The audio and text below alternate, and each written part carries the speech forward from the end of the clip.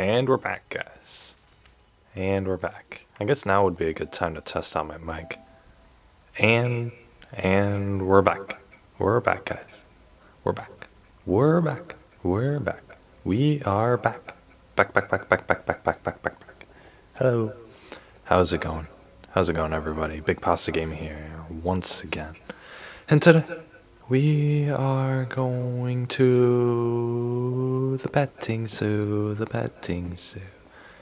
Let's all go to the petting zoo. Hello. How's it going, everybody? Big Pasta Gaming here once again.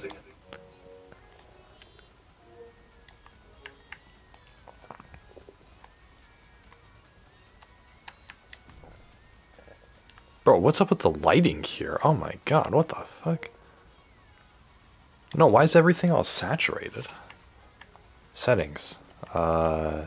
Video. Low intensity.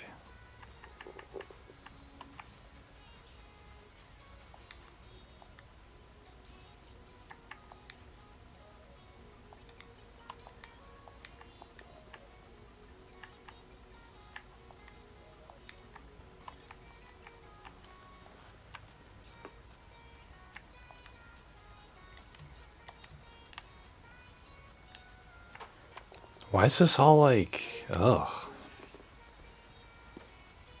Do I need to change the settings here?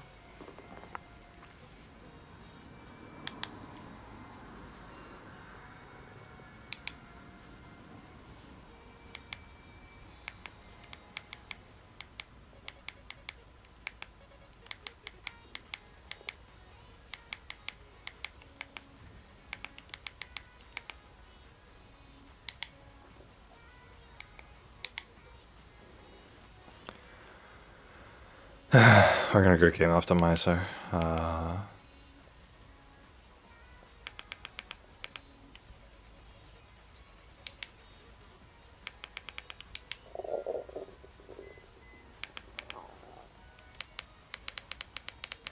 Okay.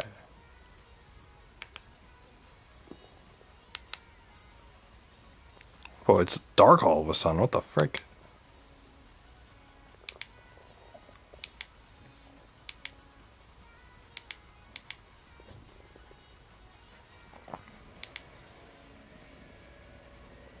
Ugh, it's all saturated. I don't like how this looks. Okay, there we go. Well, it still looks pretty crappy, but whatever. We'll just deal with this. 2v2. Come on. Let's do it. How does it look on this map? How does it look? Alright. Alright, it looks pretty nice now. Very good. How's it going, everybody? Big Pasta Gaming here once again, and today we are playing Rocket League. It's the League of Rockets. It's 1-4. Are you freaking kidding me? Of course they put me in a game like this. Do I get lost stat prevented at least? Because this is ridiculous. His teammate's gonna hit it. I need to hit it this way. And then I can actually, no, the ball went too fast. Okay. Teammate's just gonna bump me. That's wonderful. Are you gonna score? No, of course you're not. I've been in this game for like 20 seconds and I already have more points than the dude who's been in this game all day, I'm assuming. Yeah, whatever.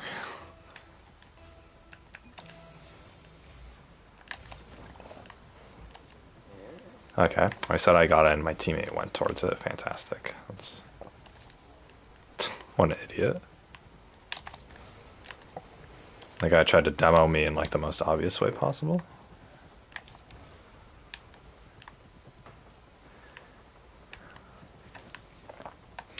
Okay, let's see if there's opportunity. No, he's gonna hit it. He's not gonna hit it. Okay. Ooh. I would love it if my teammate would be in a defensive position when I'm towards the ball, instead of just look at where he was. He was right behind me, facing the same direction as I was. Like he's like these people when they do that, when they stick close to their freaking when they stick like that close to their teammates, they're not they're not in position to defend or rotate, but at the same time they're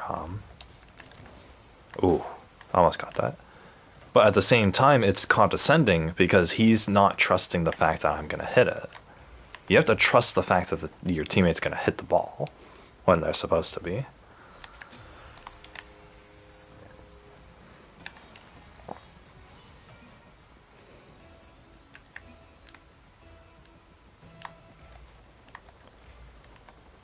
Pick up pennies.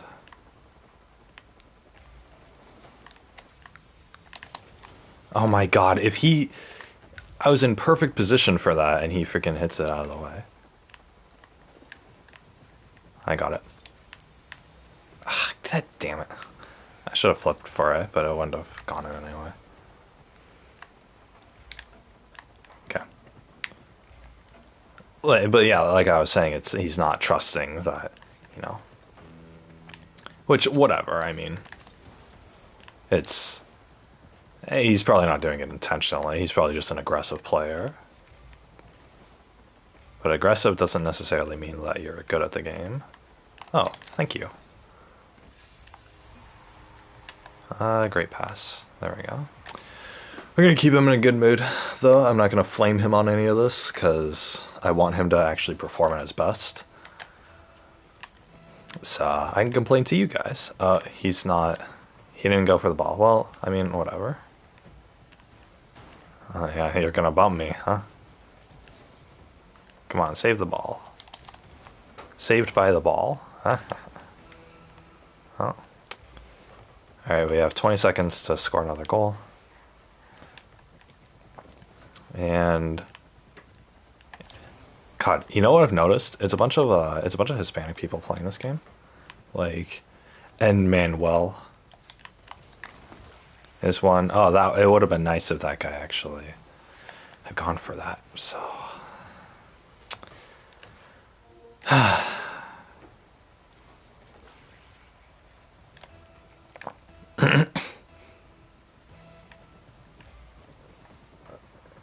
I think it was the other day that I was playing this, and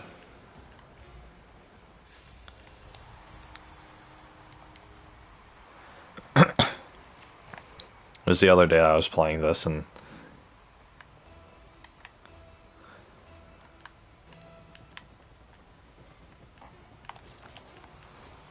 ooh, haha, nice.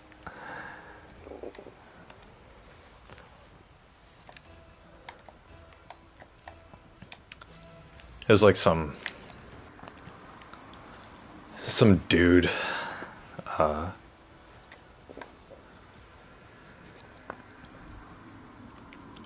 part of a clan together, of course. These people are actually really easy to play against, though. So I'll start up again. I came in halfway through the match, and I managed to score 3 goals. Anyway, yeah, it's just like it's a bunch of people who speak Spanish during this. Like every person that like I've played with or partied up with or whatever, like it speaks some form of Spanish in the chat. And it's like, oh my god. I was on like years ago. I was on voice chat with somebody that I met off the internet playing this, and he like it was his freaking like Mexican family making a whole bunch of noise, like they were throwing a freaking fiesta in the background. So it was so loud and obnoxious. And he's like, "Oh, sorry, you know, Mexican family and all that." I'm like, "Oh no, it's cool." But and in reality, it wasn't cool. And after a couple of matches, I mean, we weren't doing particularly well either. So I was like, "Hey man, I gotta go." He's like, "Okay, see ya," and I blocked him. So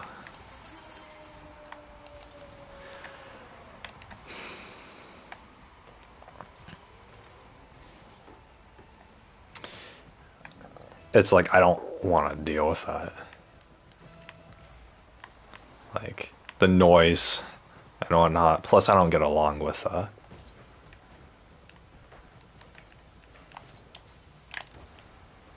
there's a clear. And that... Ooh, doesn't go in the goal. Is One Ear Boy gonna go for it? I don't think he can fly. I don't think he's skilled enough to do that. Oh! That's a pretty good shot. I should have been up there to follow up. I thought that was gonna go in, to be honest.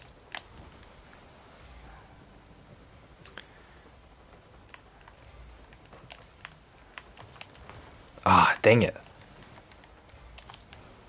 That guy being there kind of messed me up psychologically. Ooh. We're not doing too well in this game either. One more goal and then we're going to surrender.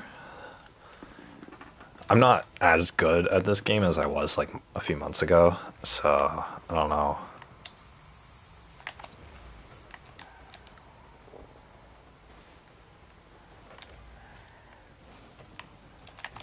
I mean, neither are my teammates ever, so every match that I've played of this recently, it's been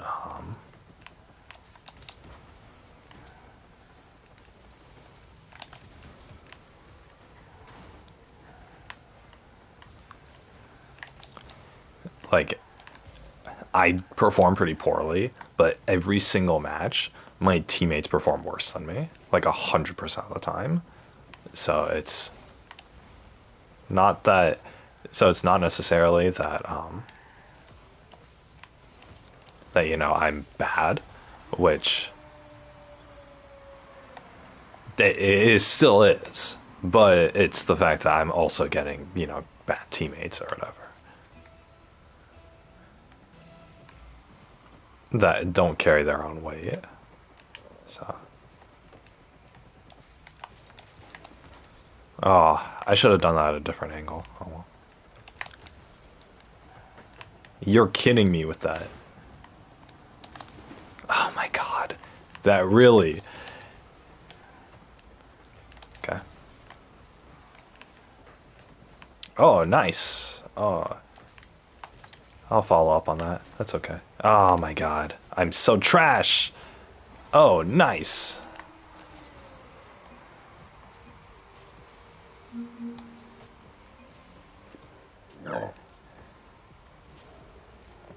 Wow, that guy actually followed. Okay. Never mind about the whole bad teammate thing. Just gotta get in the groove of it.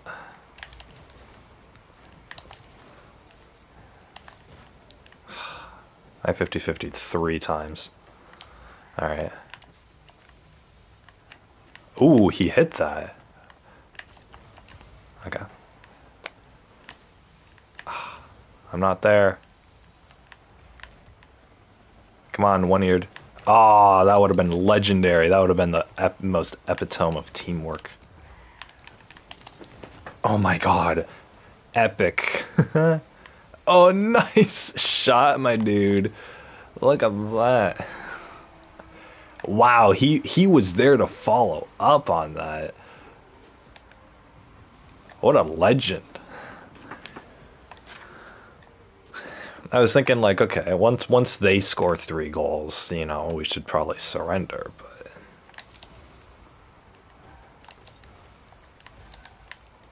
oh, nah, that's my bad.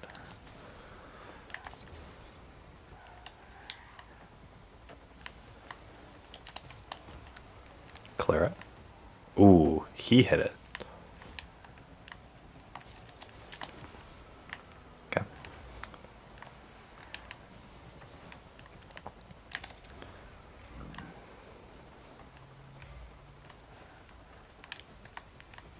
Thanks for the pass. Oh, he was there to block it. Ooh, close one.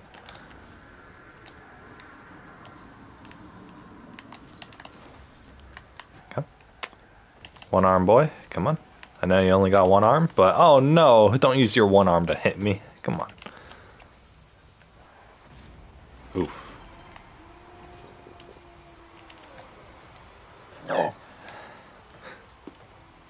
I'll blame him for that one.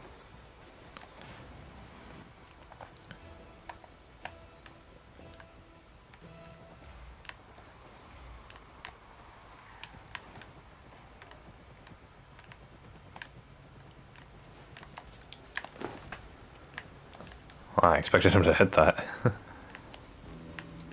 I was right there for the hit. Alright. But yeah, anyway, so I don't know whether to keep my little PlayStation remote or not, because on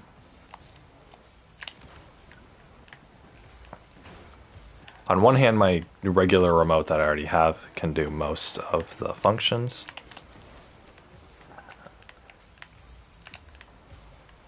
But at the same time, it is a little less convenient. God, they are going crazy with these demos.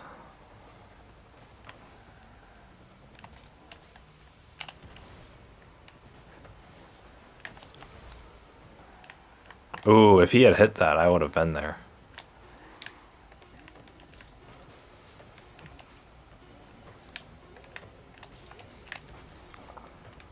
This is going into overtime. Oh, that would have made it to neither of them were there to get it.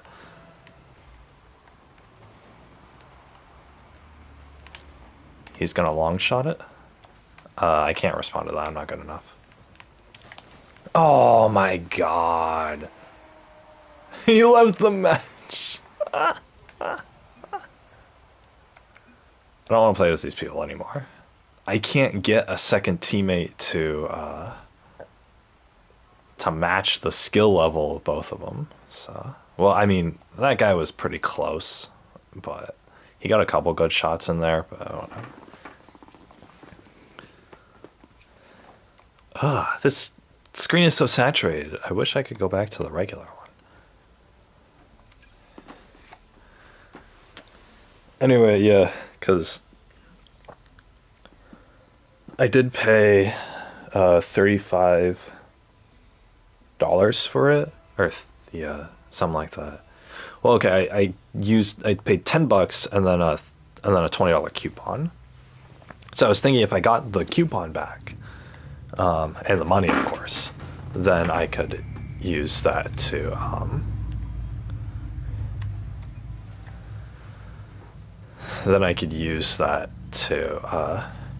pay for like half of another video game. So, because video games are 60, but or I could get a game on sale. Ah, man, I should have gone a little higher for that. This TV actually is a bit of a quality difference.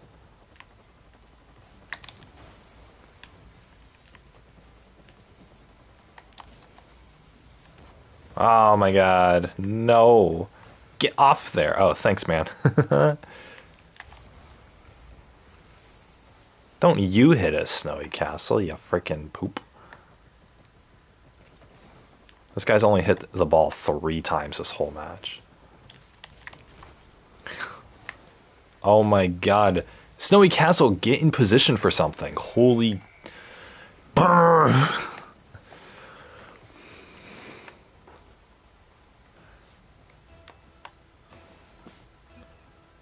Yeah, I know you got it.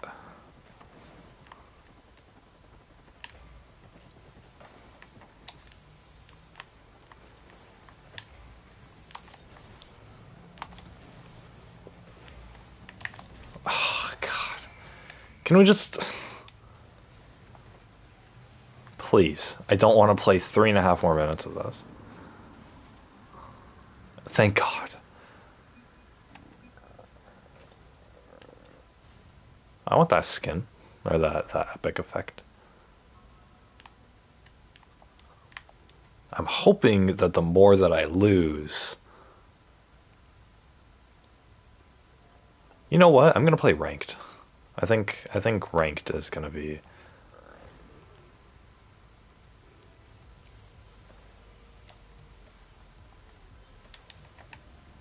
a few challenges.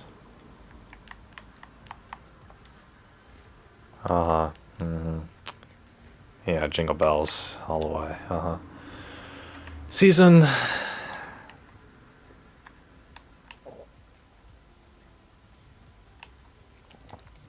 Anyway, the Rocket Pass right now is has some really cool things. They have They have this car, which looks pretty nice, especially with these wheels.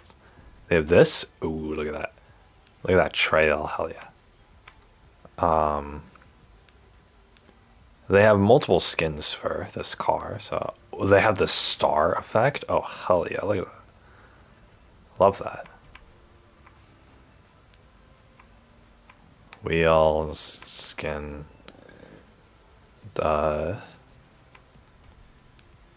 Hat. That. Nah. Some of the later rewards get pretty cool.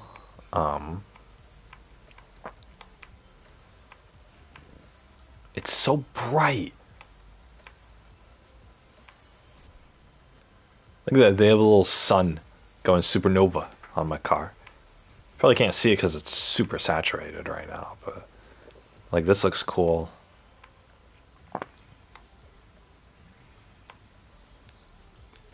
This one looks pretty dope. This one with the trail looks nice.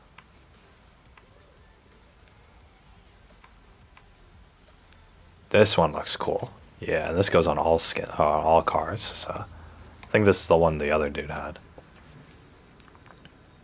Anyway, this one, your boost has a little sun, creates a little sun on the back of it, on the back of your car. That's really nice.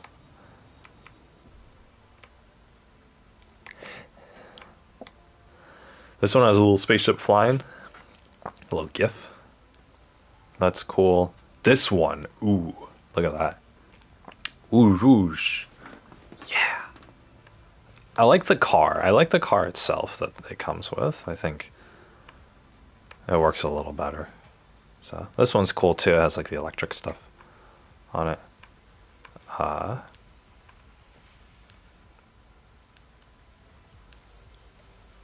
This one looks alright. So you can unlock songs, I guess. This one's cool. It has like the whoop, the sound optimizer thing. This one, oh yeah, look at that. Oh hell yeah. Epic skin. Yeah. This one's pretty tight.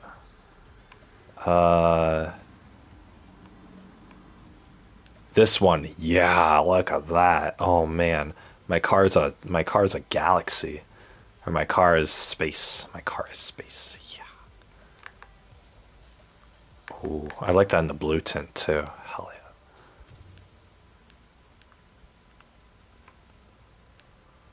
Oh my god. Look at that. Look, I have a little eye on top of the car too, going around. It's awesome. Neural network.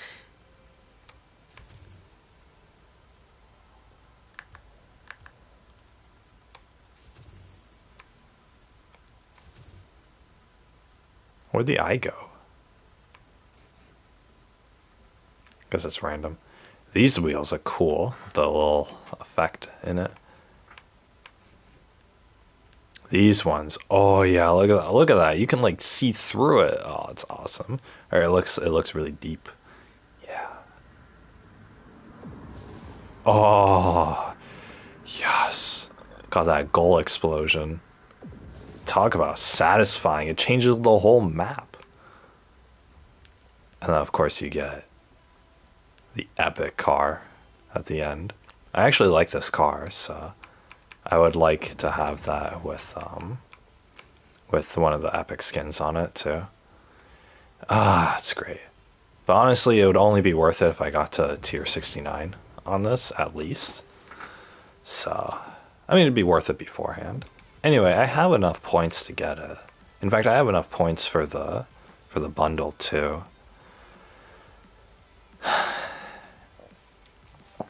But so I don't know. Thing is, the rewards are really cool, but I don't know if I would actually play this game enough to. Because I remember I did that one time, and oh yeah, I was gonna play ranked. But I remember I played. I got a battle pass a couple years back, and I think it was 2019. I think I needed something to distract myself, so I was like, okay, every day after work, I'm gonna grind out this Rocket League.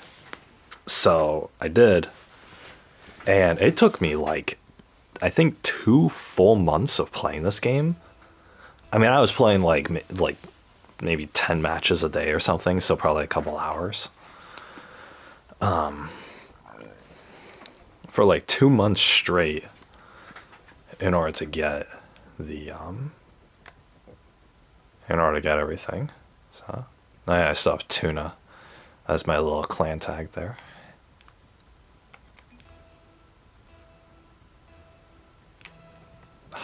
I literally put defending.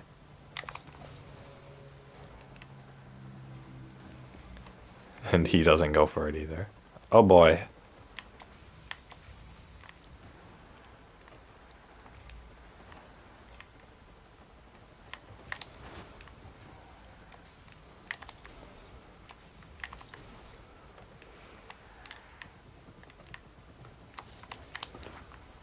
Clear that.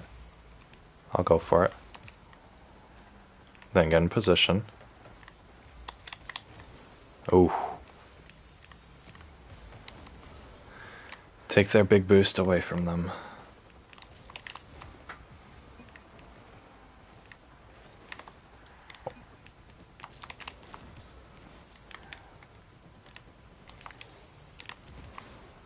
Alright. What is he doing? Bro. Yeah, no one was at the goal. He wasn't far back enough. My teammate has hit the ball twice. This past minute, he's hit it 2 times. Like, I get that, like actual beginners of this game won't be able to hit the ball most of the time, but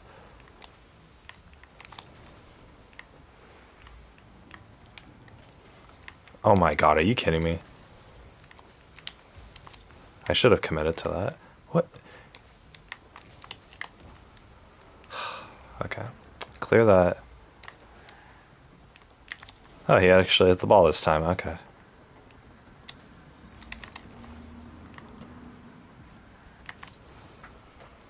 Oh my god, what a shot. What a shot. Alright, good.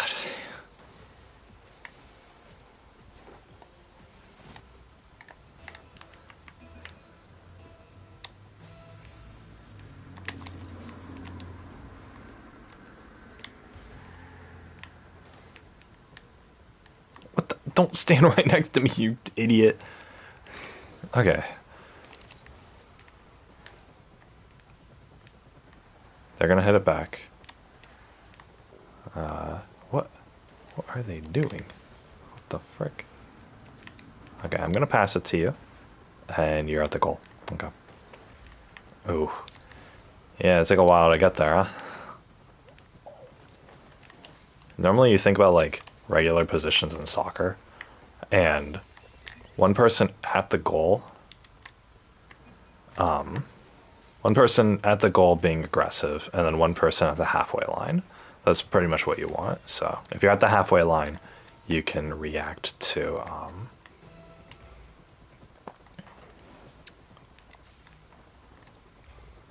King Jr. is gonna get that.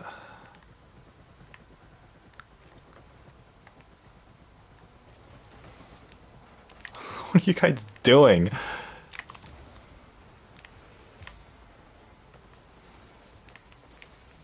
LMAO. Oh man, I was a second too late reacting to that. I should have capitalized on that more. Wow, they missed that. That was a clear shot on the goal. Alright. Get it, get it. Get her done. Yeah. Alright, clear it. Pinch it. Pop it. There we go. And see, because both of the enemies were at the because both the enemies were like hugging each other near my goal, the instant that I got, whereas only my one teammate was you know, joining the threesome over there, I was actually able to go in, get the ball away, and then none of the enemies were over there to defend their own goal. So that's sort of what it is.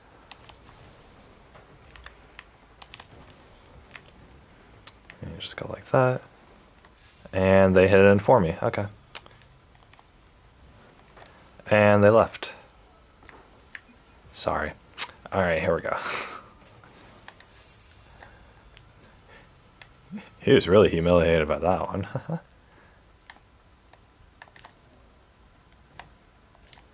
I want to play again? Oh, wait, no. Side swipe bonus. I was playing with golds? Really? Talk about silliness. Thing is, if I lose a match, I don't get that much experience. But if I win a match, I get a bonus 6,000 experience. It's so stupid. And the thing is, I've been losing like every single one of my matches. So if I play ranked, at least I should be winning about half of my matches, at least. Because I'll actually get teammates that match my skill level.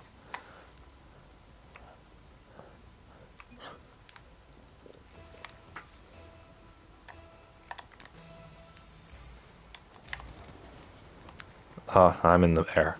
Okay, he's gonna hit it over there.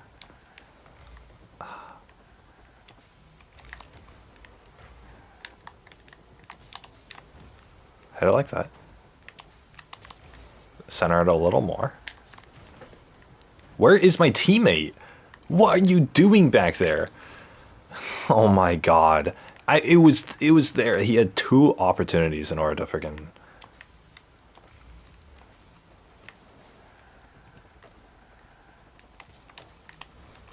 Not high enough. Wow, these people are being really careful. Like, all 3 of them are.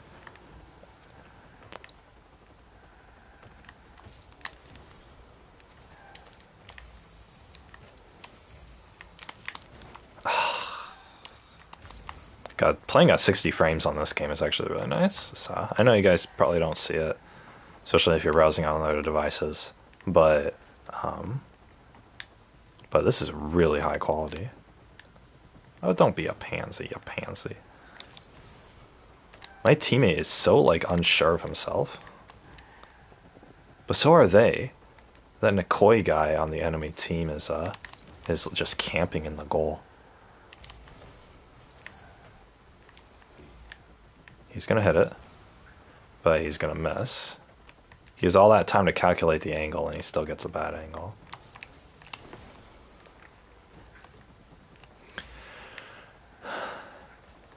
Yeah, he's just gonna camp in the goal the whole game. What is wrong with him? That's no fun.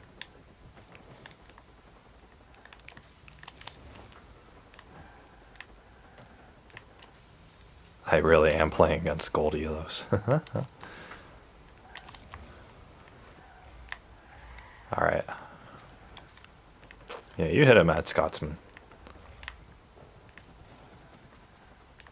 What are you doing? Dude, this dude can't control his car for anything. It feels like he's still playing on like the mobile version.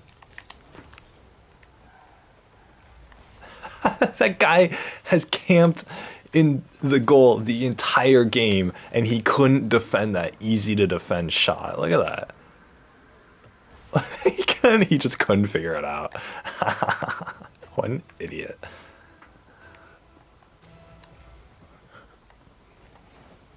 And good job spending your whole game playing goalie and you can't even defend the goal. You idiot. Alright, I'll contest him.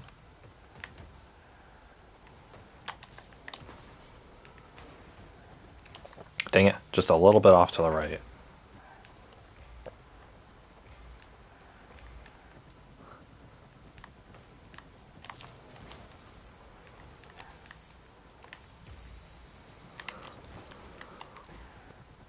Maybe he's just grinding for saves.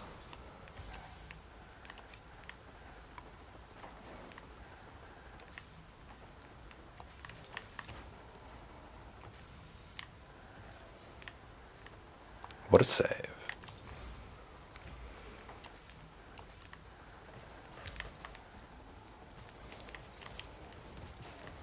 Ah, sorry. He had passed it perfectly to me.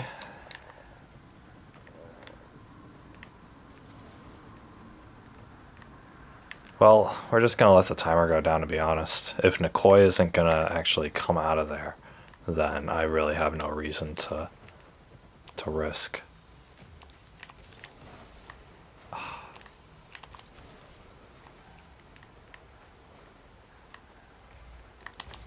Oh man, what a save. That's gonna be fine, right? Got it. I knew it wasn't, but you know, whatever.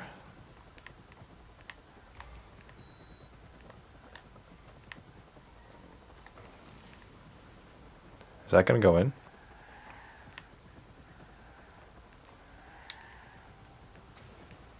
Alright, Matt Scotsman, yeah, you go. You'd figure it was a dude with a name like Mad Scotsman. He would actually be a little more aggressive. What a save! What a save! Yeah, dude. I mean, normally I'm not up to flame people, but when this dude spends like the entire match in the goal, then and he can't even save his own freaking. He can't even like. What the? Like that. He's still gonna spend the entire match in the goal.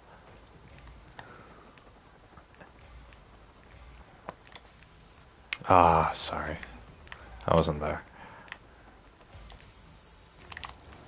Ooh. Alright, well, they can't score 2 goals in the next 5 seconds. So. Yeah, blow them up.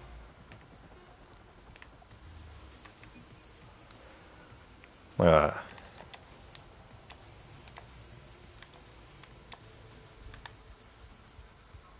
Look at that. Daily win and side swipe bonus. Very rare wheels.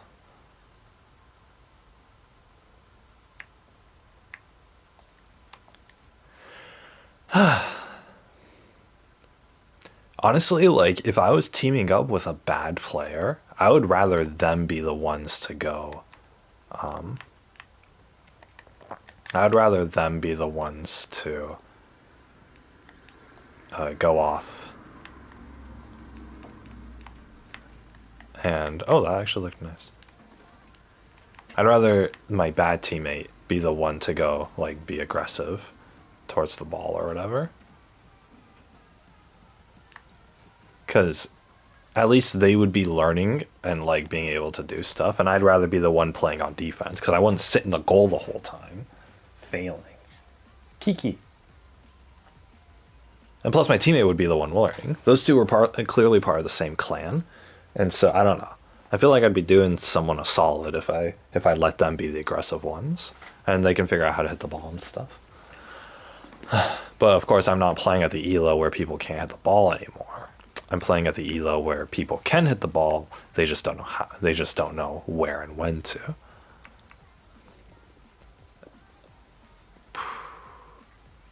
There's no XP rewards for any of this. Uh.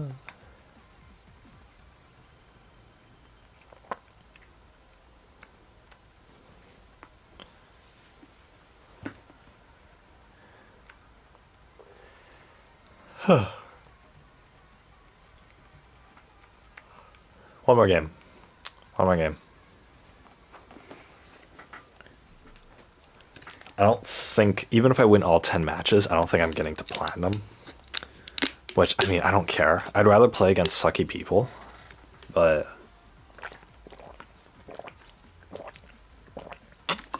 because honestly, with this game, I honestly, like, I feel better just destroying bad players than I do, like, barely winning against good ones. In this game specifically. If it's something like Call of Duty, where, like, I'm actually good at it, then you know, it's different. But with this game,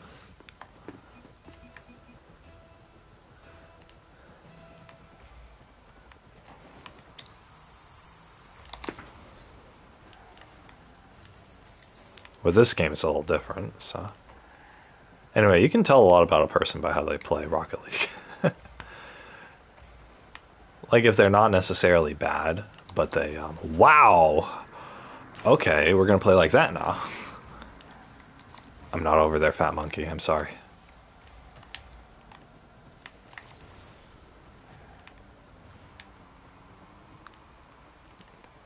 I really like this map. Look at that. Look at that starry sky up there. Oh, that's beautiful. Oh my god. That's so beautiful. Look at that. Ah, this map is so cool with the neon colors and stuff. On my TV, it looks phenomenal. I'll tell you guys what. Oh, he got it? Okay. I didn't need to have not to gotten it. Oh, is this mine? That's mine! Ah, savage. Wow. Look at that. Look at that. I got all the time in the world. I thought Sasuke over there was gonna freaking like actually go up more, but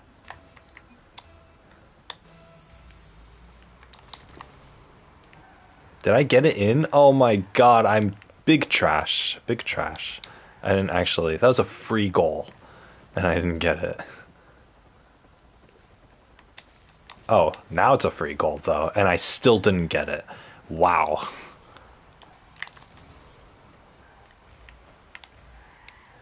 Big trash. Oh my god.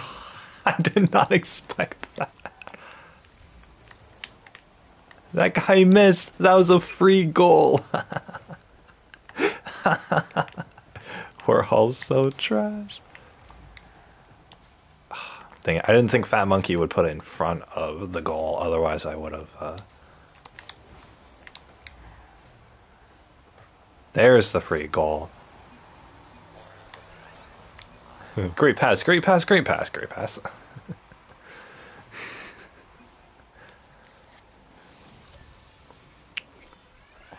Okay, to to be fair though, this guy is the season 4 bronze tournament winner, so I don't think any of us stood a chance. Oh, missed a free goal again. So many free goals. Yeah, nice one. Oh, I blew him up. No way. I just post shot. I just freaking run into him.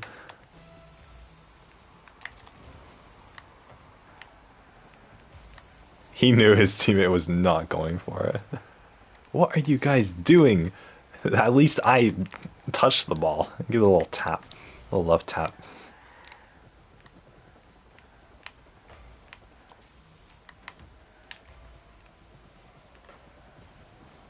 Come on, fat monkey, do your job. No, why? Come on, fat. What are you doing?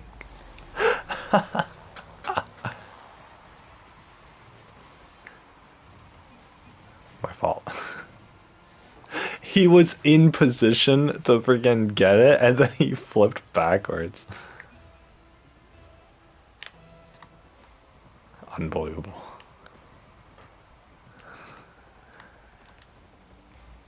He missed the boost. Come on, fat monkey. Hit the ball, please. Alright, good. You hit the ball. Oh, what a save.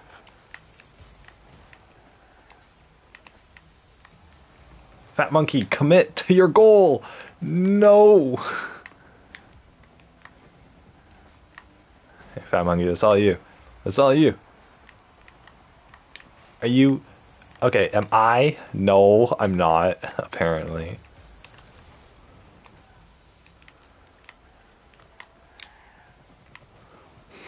Okay. We're all so bad at this stupid game. Yeah, Kiori's gonna freaking hit it. Alright.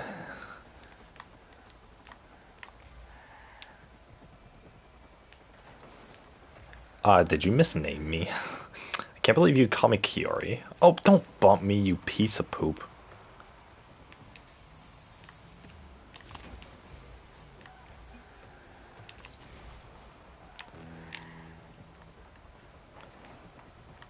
Oh my god. Holy crap.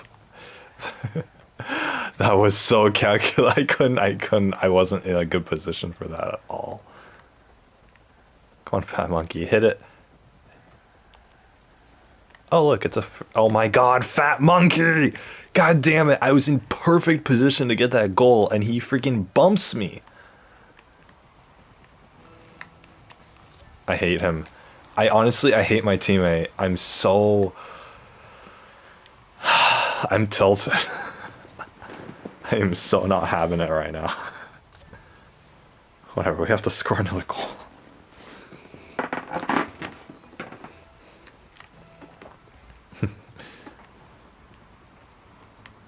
Can I have text to chat?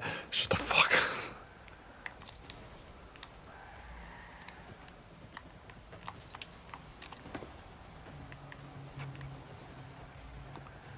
Well, it didn't go in, so I don't have anything to worry about. Fat Monkey, hit the ball over here.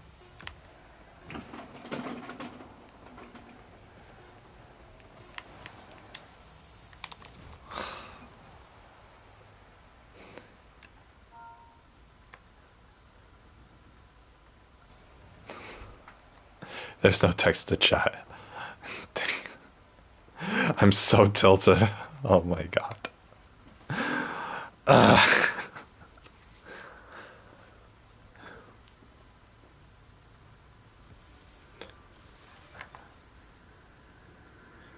Okay. I'm so freaking tilted. Tilted Towers. Couple more games. Or play more games. I might have to go in like a half hour or so. Oh, that rhymed. Just get water. Oh. Kiki's gotten herself comfortable on my bed. Kiki. Anyway, I might have to go.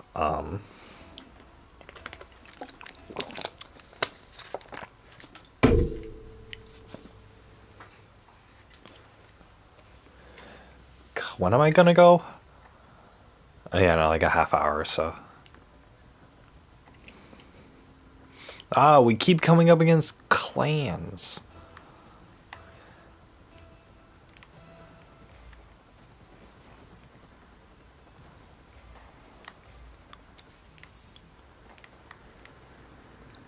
Yeah, jump for it. Bam! Look at that.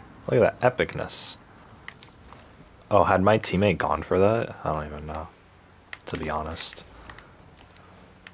Yep, I hit it out of your way, teammate. Oh. No, dang it, they bumped me. I was gonna follow up on that ball.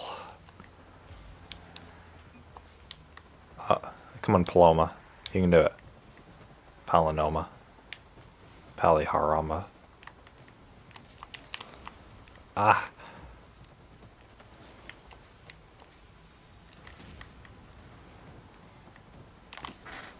Oh my god.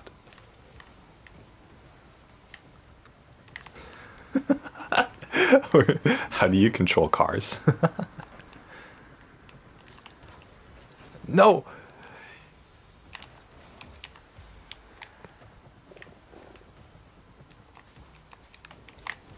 Haha, flick it.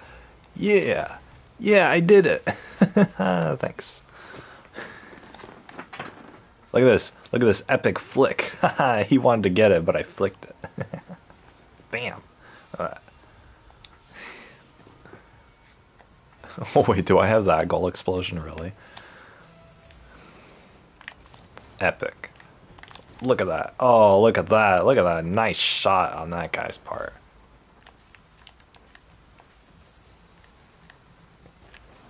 No, are you kidding me? How did that not blow him up?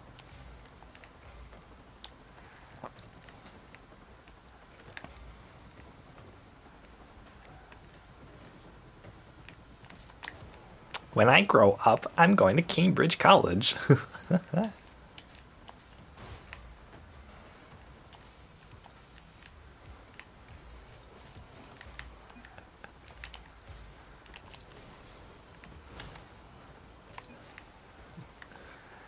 Alright, let's see here. Come on, go, do it. Go, go, go.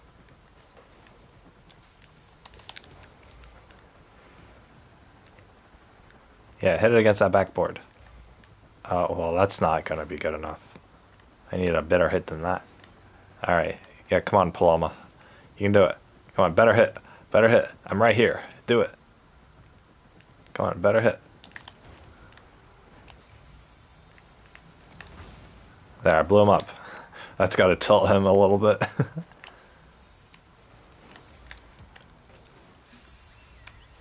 Great pass. Look at that. Look at that. He bam. He hit it. Over there. He centered it. Oh, he even stopped its acceleration. And then I booped it in. Hell yeah. Look at that. So look at that. I'm not tilted because I don't have a fat monkey on my freaking team. Bah, bah, bah, bah, bah, bah.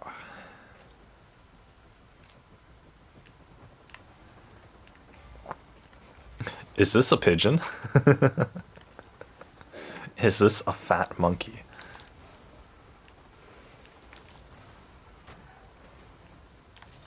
I don't want people to call me by my PlayStation name, Ichokuna. I just want them to call me a weeaboo. Honestly, every person who's addressed me by the wrong name has just addressed me as weeaboo. They're like, "Oh God, you're such a weeaboo." God, your freaking Japanese name. Little do they know, I am actually of the ethnicity. We're gonna. I'm gonna say need boost. Nice shot! I got the assist! He's been raging on me to take the shot because I haven't been there. And I still get the assist on his shot. He's so bitter at me. I'm the one scoring points, my dude. Don't at me. Come on, man, you're over there. Contest it. 50-50 them.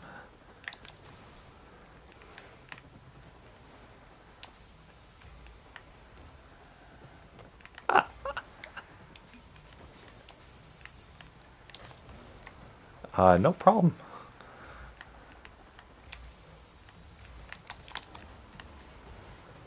that was a little, that was coming on a little strong there, my dudes. My dudes, my guys.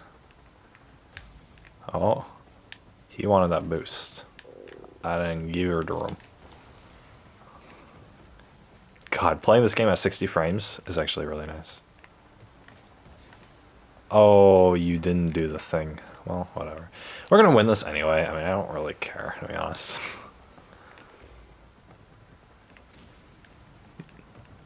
Nice one.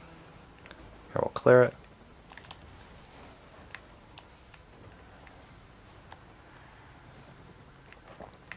Shot on the goal, and you're to blame, yeah.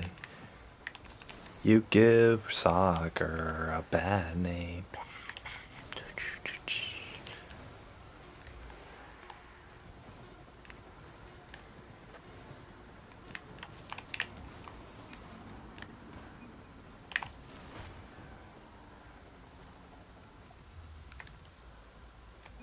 My fault.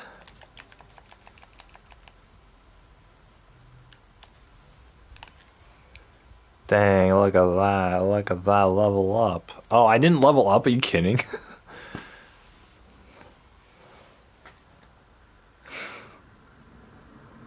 Oh, 4 matches. See, this is my kind of elo. Look at that. Both of them were gold. Gold 3 and gold 2.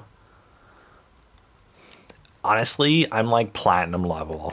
See, I think the people that are playing ranked are actually worse than the people who are playing casuals. Because I've lost like almost every single casual match that I've played since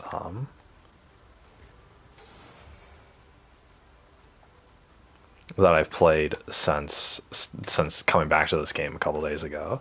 But I've won like almost every single match of ranked. So I think ranked is really the way to go here.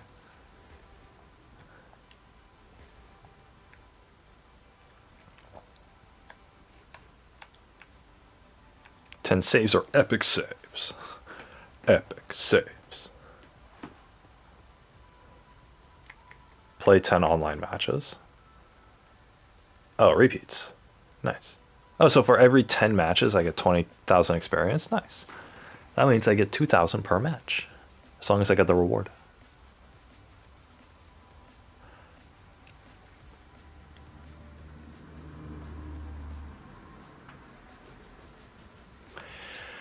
Let's play some more. Honestly, guys, I feel like playing this today. I know I was supposed to play Kenna today, but I feel like being a little competitive. Last night I was trying to play a little Fall Guys. I played a little Super Animal Royale, and I was just kind of like, like, first I don't know. For some reason, I can only play video games for a certain amount these days. So I'll get like tired in the middle of the day, and then yeah. Honestly, like if I have to work, I'd rather work in like my worst hours than my best, because if I go to work first in the morning and then I come home, I'm not going to be in the mood to do anything.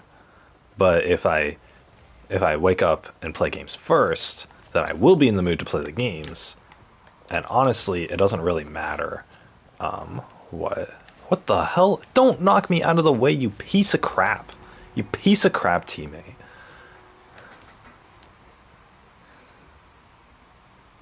Yeah, congratulations. Neither of us were able to save the ball because you hit me out of the way, you piece of crap.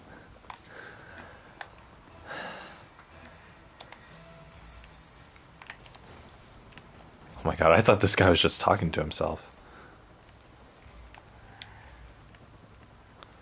But no, they both have similar names.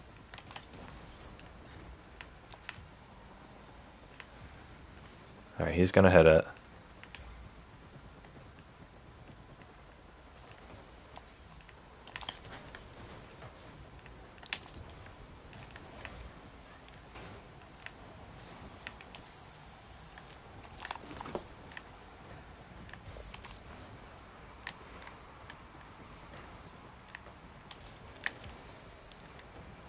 Center it. He's gonna hit it. Okay.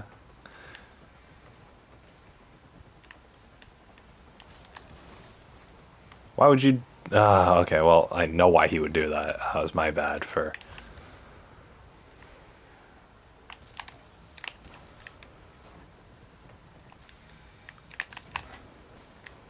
Is that going in? LMAO.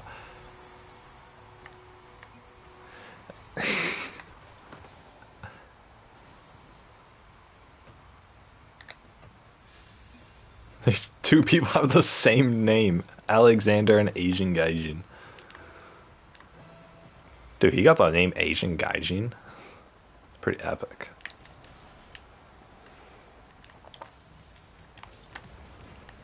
Ooh, I missed. Shotgun the heart, and you're to blame now. You got the wrong way. I flipped my car the wrong way.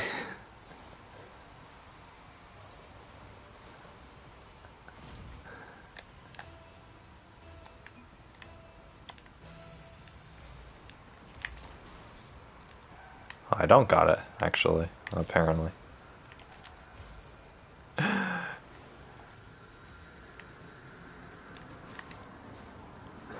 thought I was gonna hit it.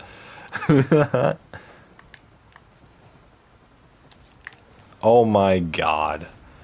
Okay.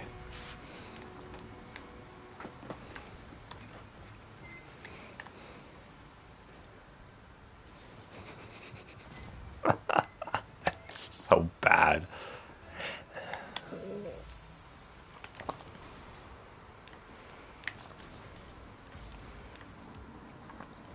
Hey, Timmy, where are you? Ooh.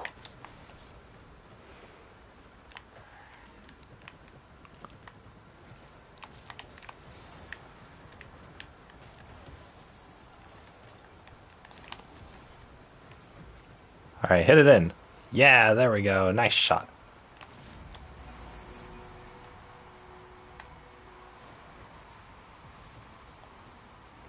I knew he would hit it in. Oh, actually, I didn't know. I thought he was gonna flump it.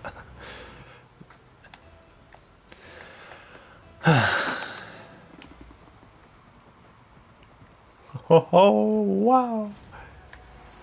Wow. No way.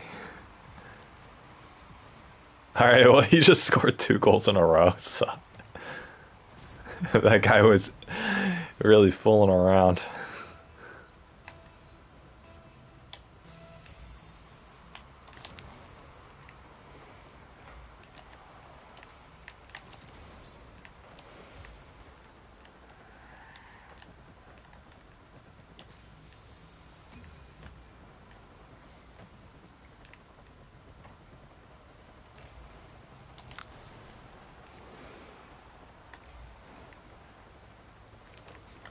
Guys, this is a ranked game. It's super serious.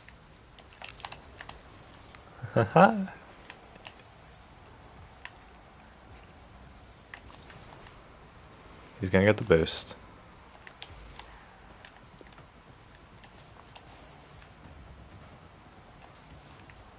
Okay. Come on, polka dots. You can go do it over there.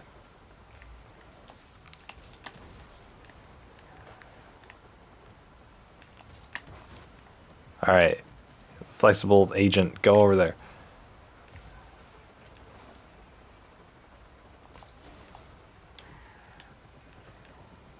He's gonna hit it. And he's gonna second hit it.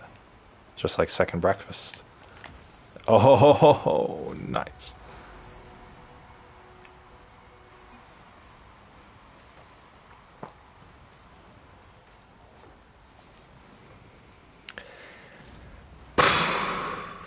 I wish there was text to speech on this.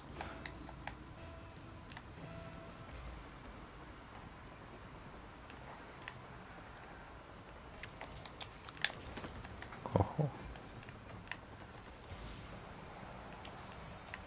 Yeah, hit it. Nice. Nice one. We're gonna have to be a little more aggressive. Dude, this guy tried to flick it. Alright, Flexible, it's all you.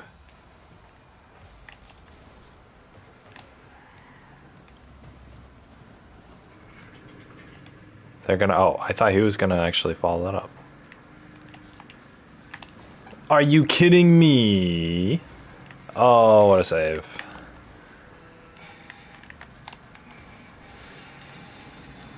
Gotta hit that guy out of the way.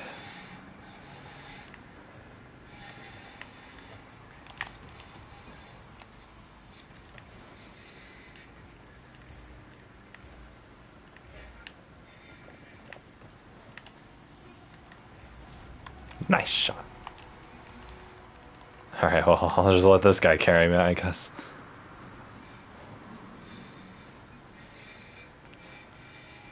Boom. Yay! He's actually scoring all the goals.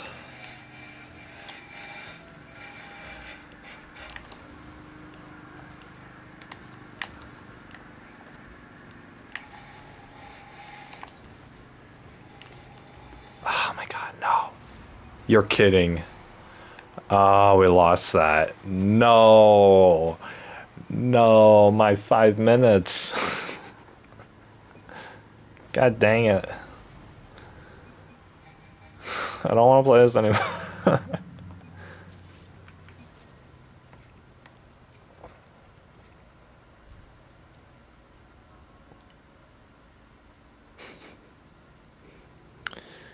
Freaking Asian Gaijin, my man. I sucked. I did so bad. Like,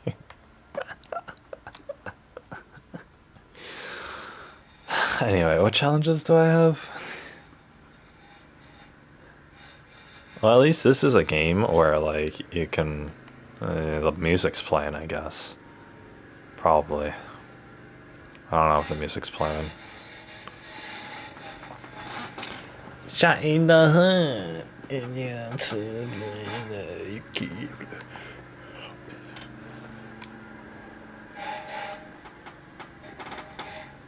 Gain 2 EXP levels. Reward, another EXP level.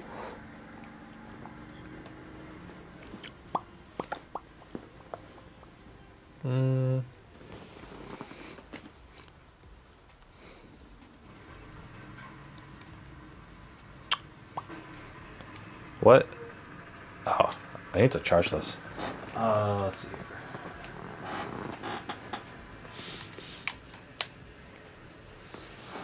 I need to check for something. Give me a second, guess.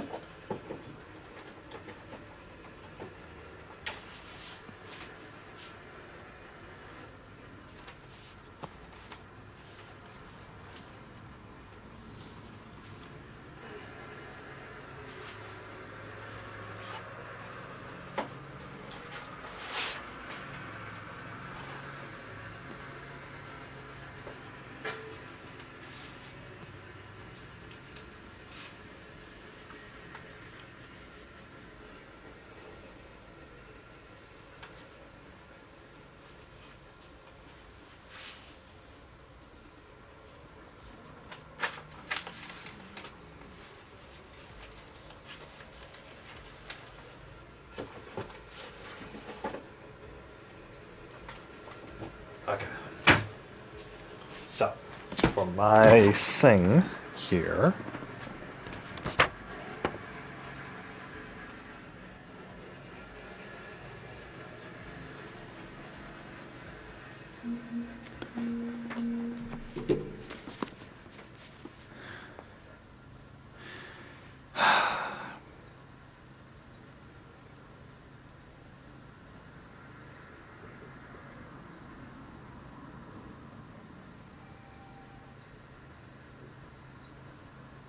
Who's ringing?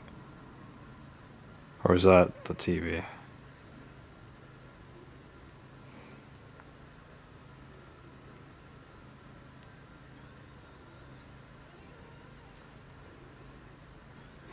Which granted, get a free cheeseburger from McDonald's. Okay, here we go. Wait, what did I go on my phone for? Oh, it's because it vibrated. Okay, well, nothing popped up. Let's see here.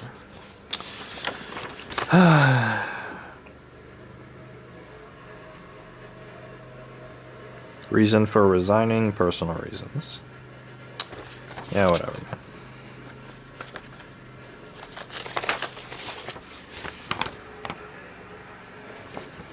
Dear Mr. Pasta, this letter serves as written notification. Ah, okay.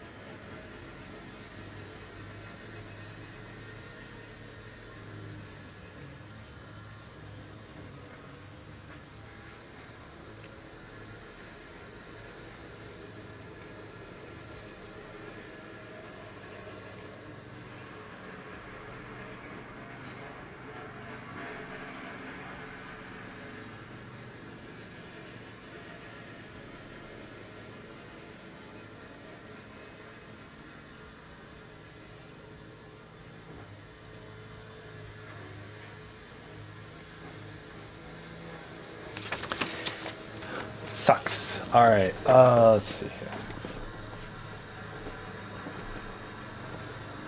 What am I doing? I need this proof of income.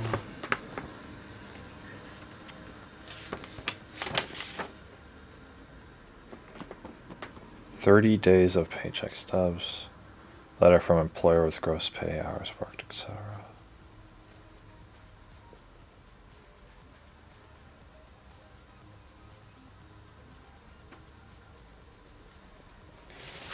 Might have to make a phone call.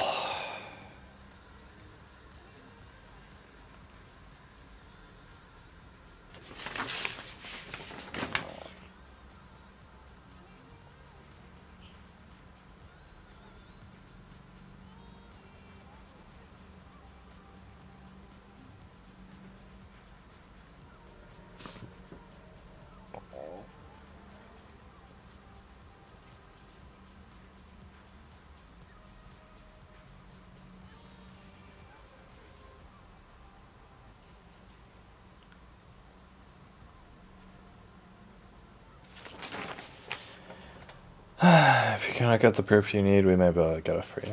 Oh, okay.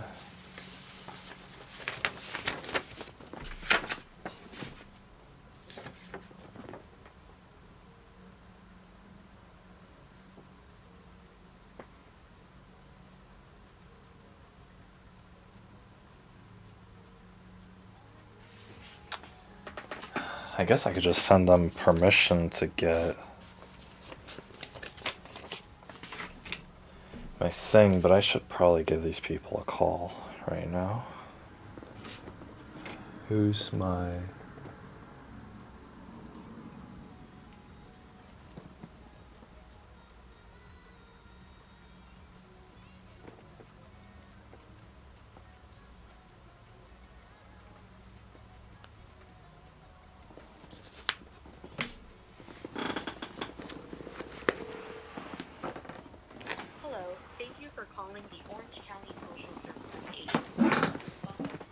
Better meet this. Yeah, whatever.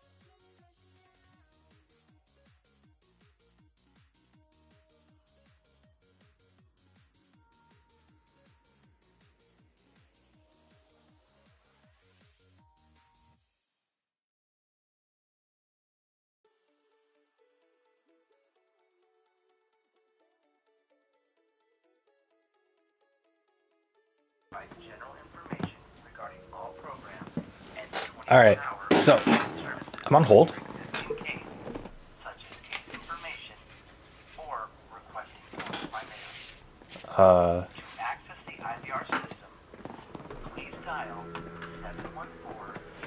So, while we wait, I'll read you guys a Reddit post. Let's go on reddit.com/r/am I the asshole. Here we go. I like these ones.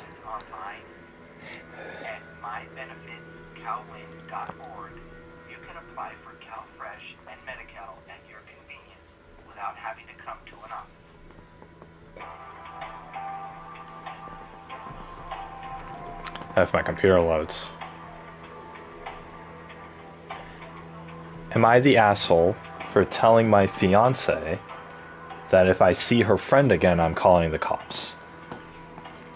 I'm a 29-year-old male, and Erica is a 27-year-old female, and we've dated for 2 years and have been engaged for the last 4 months. We got the engagement. After we got engaged, Erica moved into my house. I still pay the mortgage while she pays for utilities, groceries, and household items. After we get married, the plan is to put her on the house so she gets equity as well.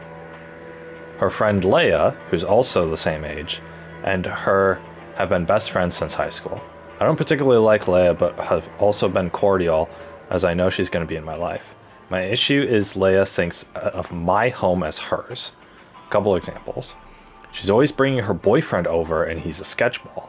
She talks to me in a very disrespectful way in my own house, like I'm a guest and she and Erica own it. One day I went out to my garage and some of my tools were missing. I checked my camera and Leia and the boyfriend were in the garage with Erica and took some tools with them. I asked Erica, and she said they were just borrowing and would return them.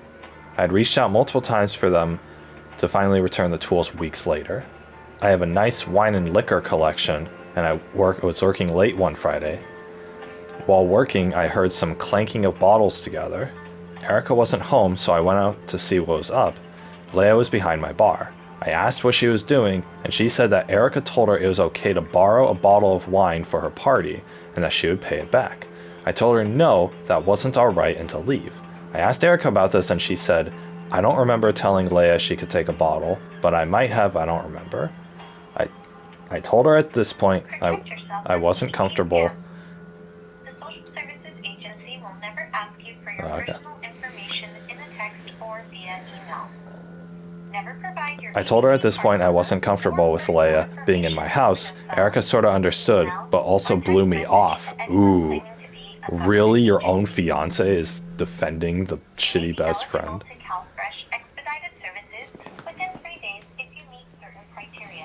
Final straw came when I wanted to go hit some golf balls and my clubs were missing. I freaked out because I golf regularly and my clubs are my biggest investment. Went to check the camera again, and Leia used my garage code.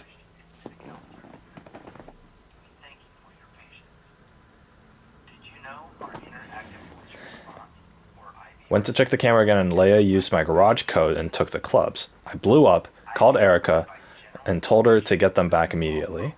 Erica said Leia had asked for the garage code to grab some clothes from her closet and not my clubs. I threatened to call the police, but Erica stopped me. Leia kept telling us that her boyfriend needed them for a work thing.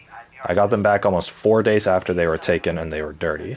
At this point, I sat Erica down and told her that if I see Leia in my house again, I'm going to call the cops, no discussion.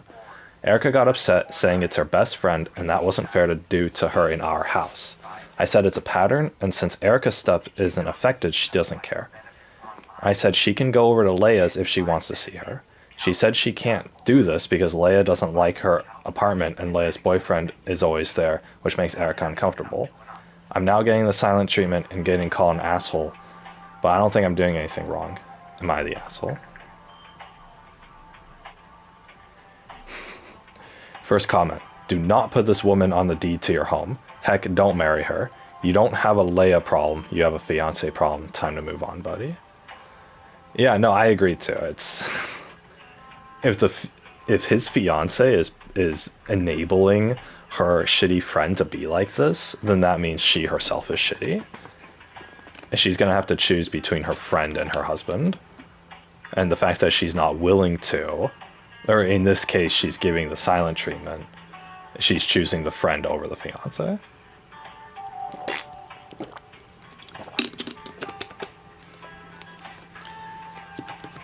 Erica is allowing this to happen. There's a lot of boundary issues that shows red flags. The fact that Leia has your code and lets herself in without letting anyone know is a problem. And you can truly see that Leia doesn't give a crap.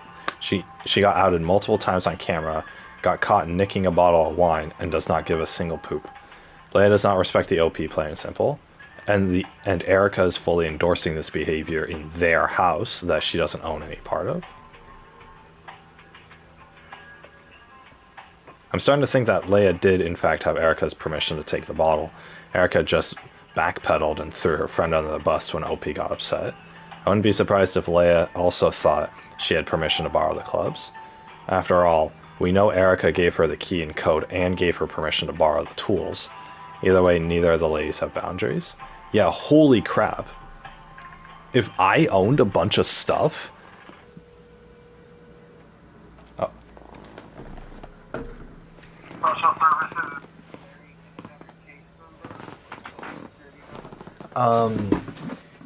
Yeah, my case number is 1BDHD18.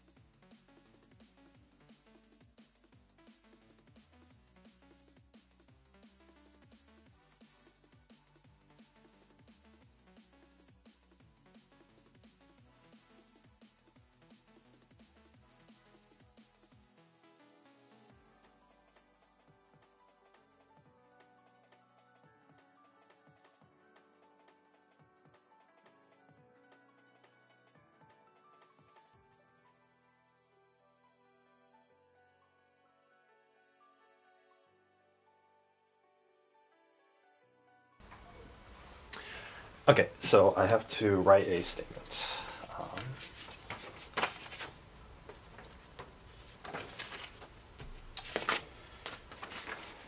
I need to write a statement, and then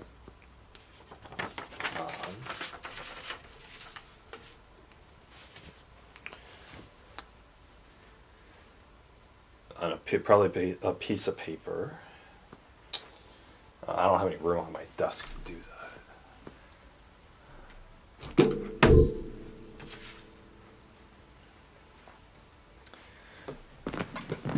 Wait, you said I could just upload it to my Calwin?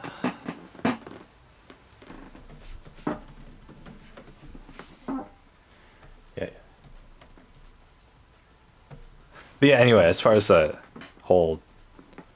dude's fiance goes, like, I would not, like, if I'm marrying somebody, she still doesn't get my permission to, like, loan my stuff out or whatever. Like my gaming computer or my TV, like, she doesn't get to have her friend borrow those, or her friend doesn't, my wife's friends don't get to come crashing on my couch and using all my stuff or whatever.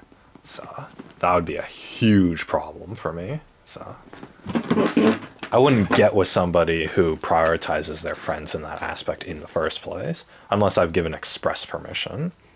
And the thing is, if I'm having a wife who's like that independent, where she has friends who regularly come over and stuff, then if she wants to lend her friends stuff, she has to pay for them.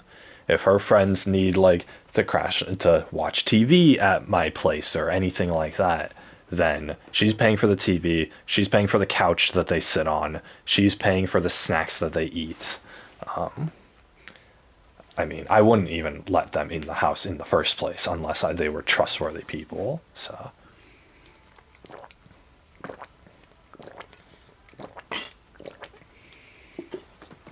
obviously, I'm never going to find myself in a position to do that, but I know, like, a lot of normies do that, where, like, oh yeah, my wife has her friends and blah blah blah. It's like, whatever, fine, but you gotta set boundaries. So it's like, you allow that, but then you don't allow other things, and you gotta set your own boundaries.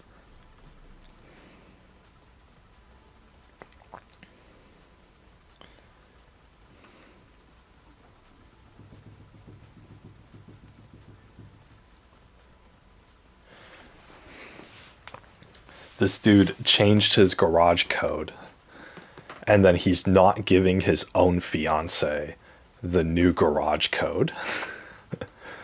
Wow. She has a clicker to get in and out of the garage. She shouldn't even be allowed in the garage, honestly. Like, she can keep her car outside in the parking lot or in the driveway with like one of those canopies over it to protect it from the weather.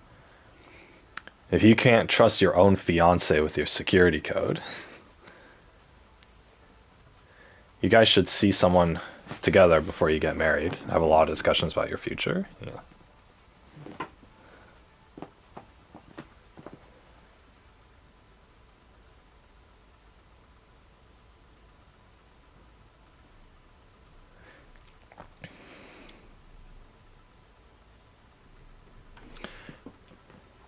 Ooh.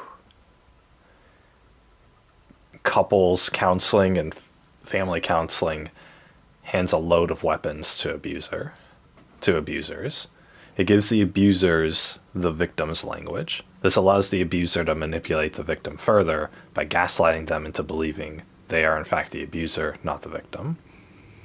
This can happen in a lot of situations where the abuser is female and the victim is male, especially due to the fact that victims in this situation often aren't taken seriously. Basically, it can give the abuser more ideas on how to manipulate and control their partners while making it look like their victims are the ones doing the abusing. Yeah, I can definitely see that. That's why, like, family therapy doesn't work either. Because if a parent is abusing their kid, like, emotionally and manipulatingly and stuff, the the kid, obviously you look at it and, to a judge or to the public, it's like, oh, they're getting counseling, they're working through the issues. But in reality, behind closed doors, the abusive person or the manipulative parent is just making it look like they're doing something good on the outside, but then really the abusive parent can then use that stuff from the family therapy as weapons against their kid or their, whatever, their victim. Oh, remember in therapy, they said you're supposed to communicate, so therefore you have to do it my way. And the abuser will be able to twist and manipulate anything that was talked about in the therapy sessions, and turn it around to the kid and make it look like the kid is the one not cooperating. Because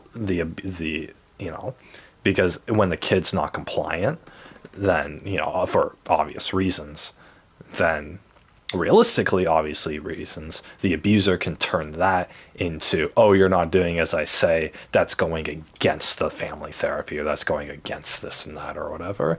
And they'll twist whatever, the abuser will twist whatever they want, and they'll spin it as if the therapist was supposed to, or as if the therapist was saying that it's okay for the abusive person to do this stuff. If that makes sense.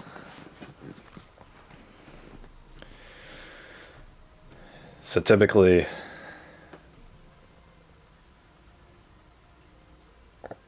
if the therapist doesn't recognize the abuse dynamic, they may unknowingly aid the abuser. And the terminology, so the kind of words that they use in the counseling, could be weaponized by the abuser outside the sessions.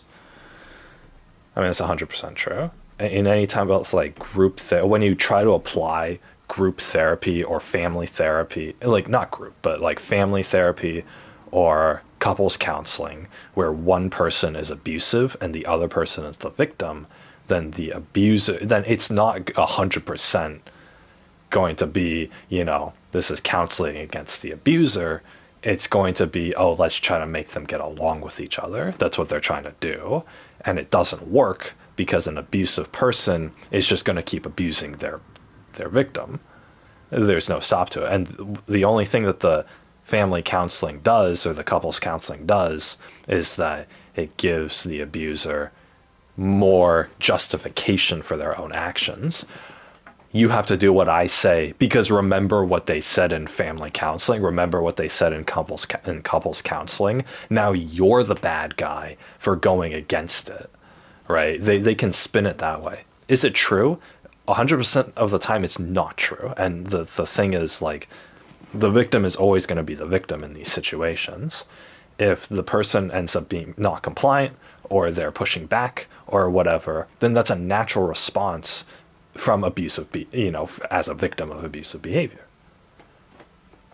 So that's actually a really interesting point to make, because I didn't know this stuff happened. But I guess it completely makes sense that an abuser would be able to manipulate the information given during family therapy sessions in order to suit their own needs. You need to be compliant towards me because the therapist said you need to be cooperative, right? It doesn't, whereas you're completely ignoring the fact that the abusive person is not being cooperative because they are still abusing their child, or they're still abusing their partner, or whatever it is. So that's what it is. The only situation where it works is if you have the power dynamics reversed. So if a dude is abusing his wife and you go to couples counseling, then a lot of the times that abuse will get caught because there's more suspicion against guys. But that's about it, right? If it's the girl abusing the guy, or if it's like a parent abusing their child, that doesn't normally come to light in these sort of counseling sessions, because people aren't suspicious, especially if it's like in a family situation, especially if it's, a female, like a mother who's abusing their kid. nobody's going to suspect the mother of being a complete asshole towards their kid. They think like, oh, mothers are loving and blah blah blah, and so they're going to put on those blanket statements without, and then they'll turn a blind eye towards all of the fighting and all of the abuse that's happening behind closed doors. There have been a lot of mothers who get away with like physically beating their kid, and the people on the outside know that their mother is physically abusing their kids. They're beating them and, putting out cigarettes on the kid's arm and all that sort of stuff, and they do nothing about it. Nothing gets done, and they keep the kid trapped in that situation. But I don't know, if the kid tries to run away, then it's an issue. So it's all that power dynamic again, where, oh, we got to satisfy the majority of people, and who are the only people who matter? The ones who work jobs and pay the taxes. It's the only ones that matter. All right, here we go. Not the asshole, but are you sure you want to marry this woman? She's either an idiot for letting her friends rob you both, or the two of them are in on something. Then the OP says, some second thoughts have definitely crept in, especially putting her name on the house. Just a tough situation because Erica doesn't have a ton of close friends. Yeah, well, when one of your close friends... Well, no wonder. First of all, if your only close friend is somebody who's pushing you around and using you, then that speaks to the kind of person you are. And that probably shows that you're probably not going to be able to hold actual close friends, but the actual friendships that you have are fake. If your only close friends are people who push you around, then they're not real friendships. They're people who see you as somebody they can take advantage of. These people are selfish, and they're not going to, and they're only using you for stuff. They're only using you to crash at your place and to borrow your things and whatnot, right? Monetary benefit. So, if you're the type of person who doesn't have many close friends, but you have some, chances are that those some are going to be ones who can walk all over you. And so therefore you're not the type of person, and so therefore those friendships are fake. And so you're not the type of person who should be having those kind of friends or whatever. You got to find people you can actually trust, not people who are only taking advantage of you. And then you stick with that. Even if it's just one person. If you find somebody to marry, then I would think that that's kind of the end all be all. It's okay, we don't really need more people. Like that's just a suggestion. I don't know. But people are like, no, normal people have friends, so why can't I have friends? And then you completely miss the point. You should only have friends who are going to be good to you. That's what it is. If nobody good is going to be your friend, then you're better off not having friends. That's the bottom line. So, the guys have it a lot easier because guy-on-guy friendships are a lot less likely to be toxic like that, because guys don't complain and they're not like as manipulative or whatever. The abusive guys are manipulative, but those kind of guys only do it to their spouses. They don't really do it to like other guy friends. And typically with guys, you can kind of detect the bullshit. So, like a lot easier. Girls are kind of like more complacent and compliant, and so they'll just put up with whatever, and they'll normalize it. They'll think that, oh, this is normal to do or whatever, and that leaves a lot of room for abusive people to come in and manipulate them. So, because they'll be like, oh, this person will just do whatever I say, so I can just do whatever I want, and they don't complain, and I can take advantage of them. And it starts off slow. You get, these people, they realize, these selfish people, they get to know you and they realize like, hey, this person's a complete pushover. And then they'll slowly ask for more and more things, and it'll be a very gradual thing. And the bad thing about it being gradual is that you get used to it. It was fine at the first place, and then it's only one request here and there, and then a few months later it's multiple requests, and then by year 3 of your friendship, you're being taken advantage of entirely, but you're used to it because it was this very gradual thing. It's like you guys know You guys know, like, whatchamacallit? Boom. You guys know with frogs, you guys know with frogs, if you put them on, if you put a frog on like a hot plate, okay? You guys think of like a metal square that heats up, okay? You put them on top of that, and you put them on top of it, and it's scalding hot. They'll immediately jump away, right? It's their natural reaction. If you touch something that's really hot, you'll pull back. So you put a frog on a scalding hot plate, and they'll jump away. But if you put a frog on a hot plate that's of a normal temperature, then they won't jump away. And then you slowly and gradually increase the heat of that hot plate. So it's 1 degree more, 2 degrees more, 5 degrees more, 10 degrees more. And you do this over the course of like many minutes. You know, you do this over the course of like an hour. All of a sudden, you know, not all of a sudden, but eventually you'll have this hot plate that's scalding hot, but the frog has gotten used to the temperature increase, has gotten used to the temperature at each stage of the heating process, to where it doesn't move when it's 1 degree hotter, or 5, or 10, or 20, or 50, or 100 degrees hotter, because it was a gradual increase. And so then you have this frog whose literal skin is burning off because of how hot this hot plate is. You have this frog whose literal skin is burning off because it's so hot, but the frog doesn't move an inch because the frog has gotten used to that gradual increase in temperature. It's the same thing with toxic friendships or toxic relationships or anything like that. You get used to because it starts off good, or like toxic family relationships. It starts off good, and then it gets a tiny bit inconvenient, but it's still okay, and you're still putting up with it. You're like, oh, that's not that bad, because 90% of the time it's good, and 10% of the time it's whatever. And then 20% of the time there's requests, and then 30%, and then 50%, and then 80%. And all of a sudden, the majority of the times that you're with this friend, with this toxic friend, or with this whoever, it's bad. And you're being taken advantage of. But over the years, it's been such a gradual increase of it. Very slow, very gradual, that you've gotten used to it. Just like that frog who's getting its skin burned off by the hot plate, but doesn't move. Just like the frog, you've gotten used to the toxic friendship, and you're not leaving the friendship. You're staying there, right there, even if it's going to kill you.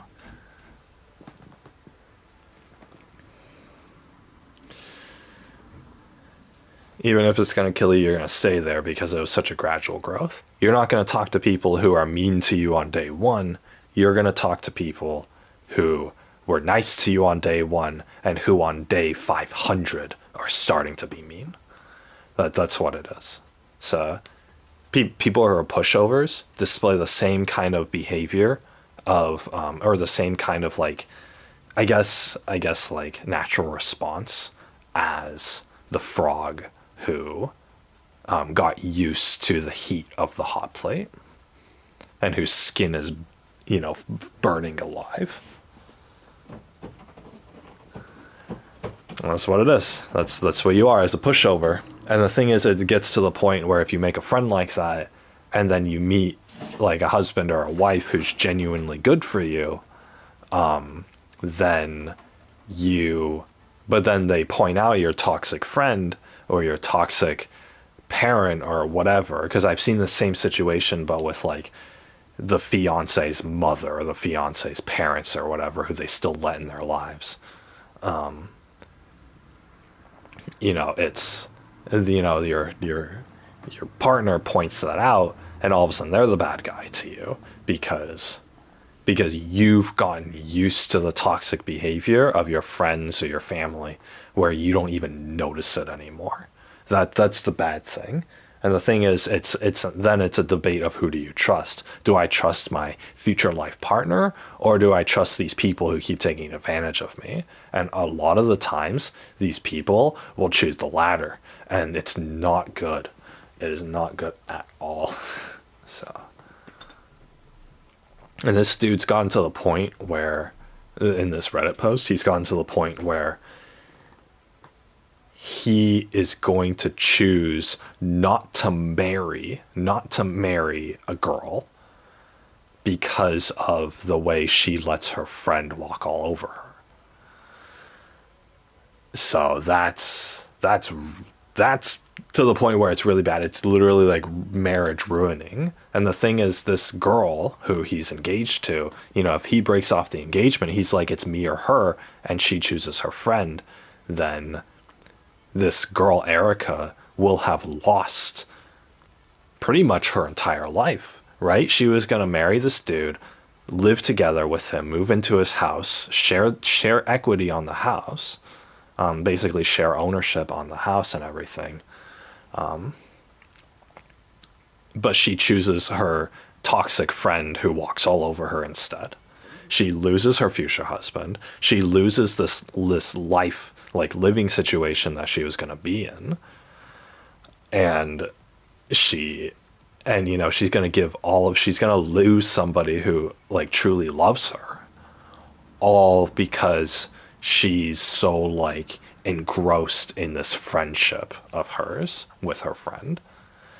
She's choosing her shitty friend who's taking advantage of her and who's probably going to leave her one day over some dispute, rather than, she's choosing that over a husband who like was going to love her and keep her in his life. And I think that's like the worst. I mean, that's the worst outcome, but a lot of people fall for that trap. You become so trapped into that toxic relationship, you can't tell right from wrong anymore. And that's sort of what it is. So this guy is correct to get out of it, but honestly, I feel sorry for this Erica chick who's gonna lose an entire marriage because of this. The fact that she's giving the silent treatment to the fiance, though, means that she's doing this to herself, though. I mean,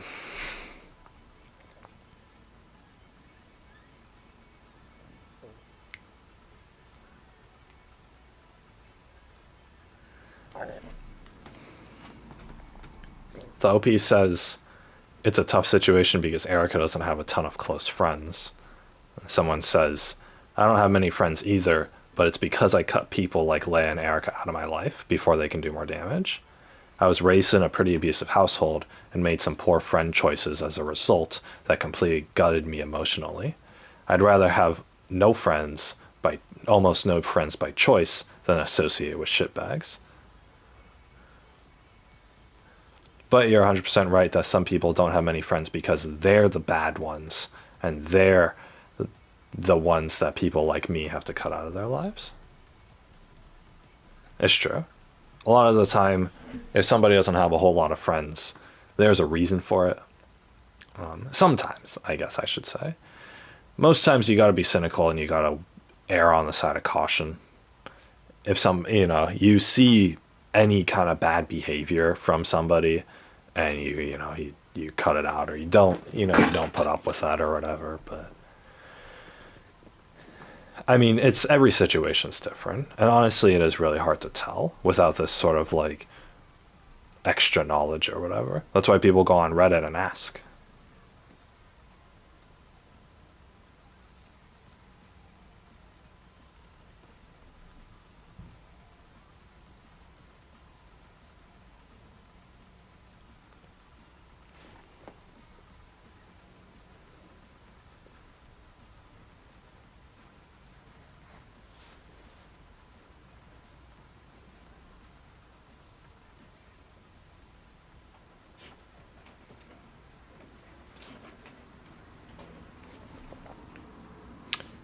This person says that if the family starts giving you crap for this, then like extended family gives you crap, then show them the security footage of all the times of theft. A lot of people won't do that. Or, well, a lot of people will do that, and then the family will still back up the abusers, saying that, it's not that bad, or, you should just get over it. It's just a few golf clubs, or, things like that.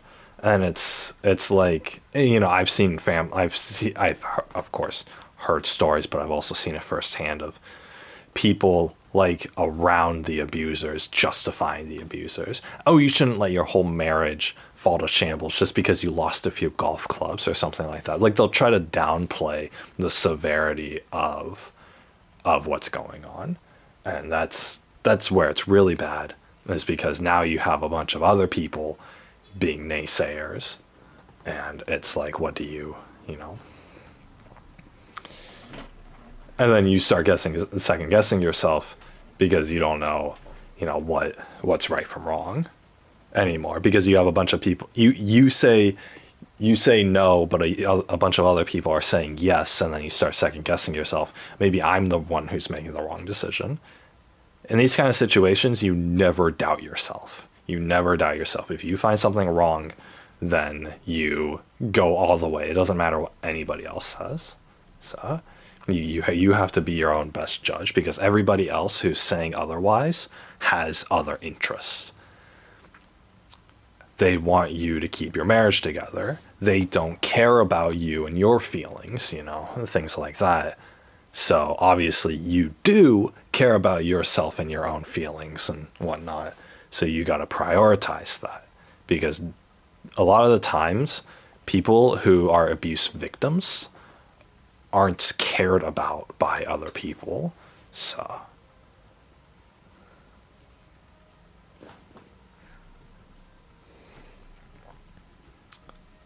that's what it is. Abuse victims are typically not cared about by other people. So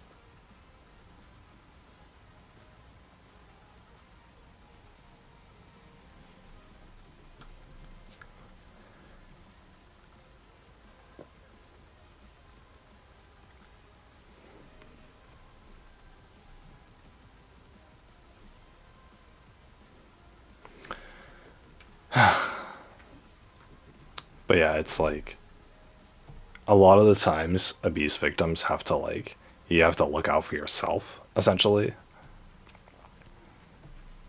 And it's really hard to do that, because typically people who are abuse victims, their self-esteem is just shot. Like they're they don't they don't feel good about themselves, and they're already second guessing themselves and whatnot, because they've grown up through a whole childhood and lived a whole life of being gaslighted and being second guessed and everything like that. And then being shamed for being wrong about things. So they grow up insecure and unsure of themselves and whatnot. And, the best solution, the safest solution is just to follow what other people say. And the thing is, for an abuse victim to get out of abusive situations, they have to be they have to be confident in their own decisions. And a victim of abuse is the last person who's going to be confident in their own decisions. So, but that's really the only solution to, being able to get out of that situation, is to be able to have the confidence to leave it. That's why abusive situations are so self-perpetuating, is because once you get into that mode, once you get into that sort of lifestyle, then it's really hard to exit for those very reasons. So, because you're already beaten down that you're too weak to leave it or whatever. So,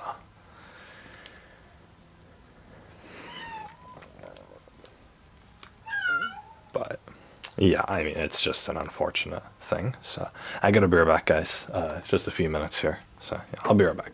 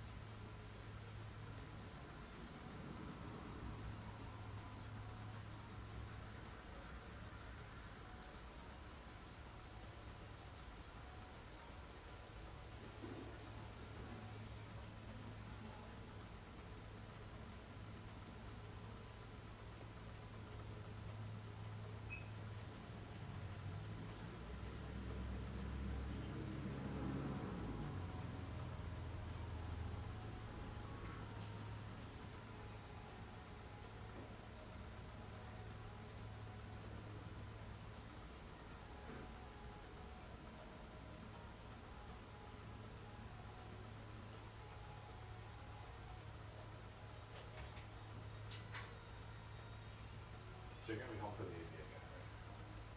Well, I don't know if he's even coming right now because, like, yesterday the mailman I have for He has to do things on that? those other women. Oh. So, I mean, I hope not. And then my guy texted meeting up later. Did he give you a time? He said it'd be like later in the morning.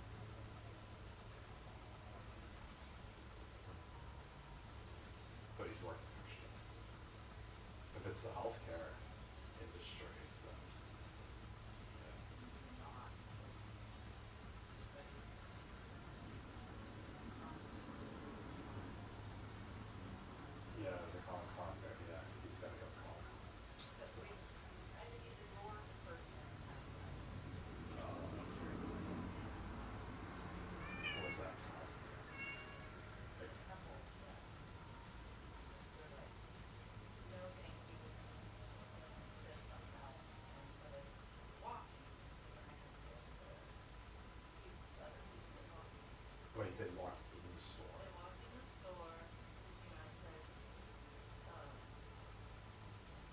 do they, does it use the app to be like a bank? And they said, well, it's the same entity now.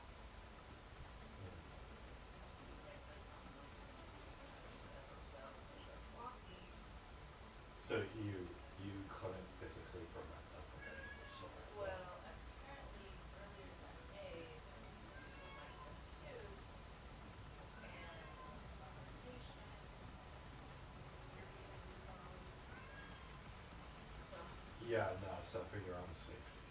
yeah, so this couple, they were approached several times like the people that aren't wearing masks, but they're supposed to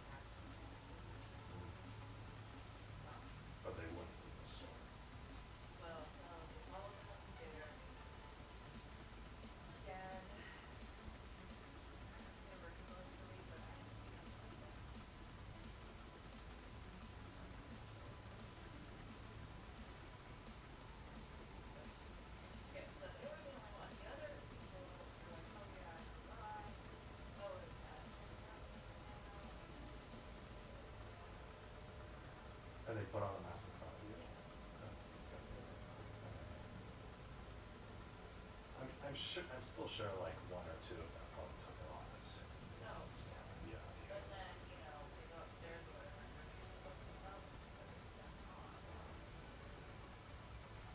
The thing is, you guys only have one entrance, right? Yeah. You guys should really hire like a security guard instead. That that'd be a lot better because the security guard would literally say, I can't allow you to be in here, and then it goes.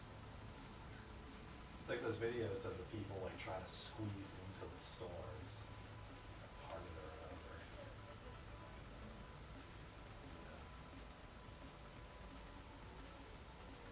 Well, yeah, in a way, I mean, it feels like they don't have any practices that really go to Christianity.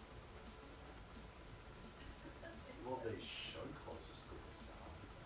And drop them off at the theater and stuff. Oh, that's cool. Oh yeah, today's Wednesday. That's what we should do. Well, yeah, I mean, you would hope so, but Too bad, because my kids are worried.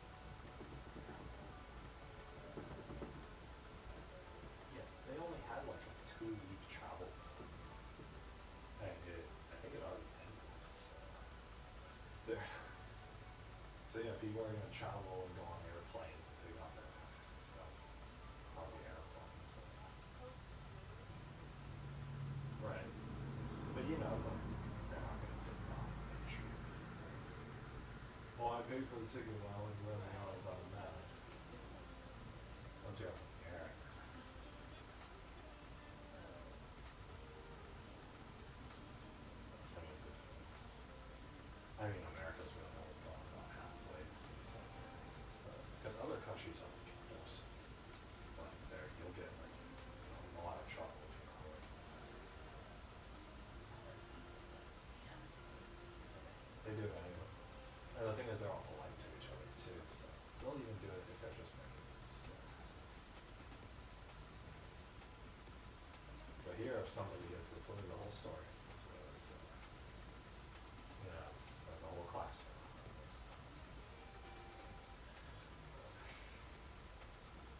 Yeah, it's probably not a good season. So, I mean, he's already infected. But, Oh, the dude in the hospital. He's still exposed to a lot of like bacteria and stuff. So, and if he's wearing the full like the good mask, the gown, and everything, he showers that good one. Mm-hmm. So that's good. It's other stuff. It's not even it's COVID though. So like, there's a lot of other pathogens in the air that you get like cancer and stuff.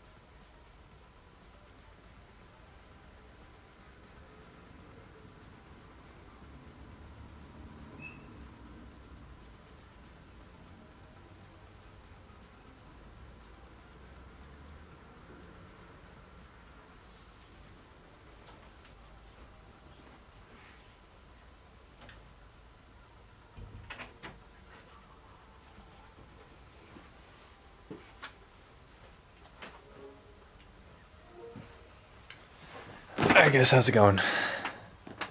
I gotta go in like 15 minutes or so. So yeah, but I got a little lunch. I'm gonna read more Reddit posts if that's entertaining to you guys. Yeah.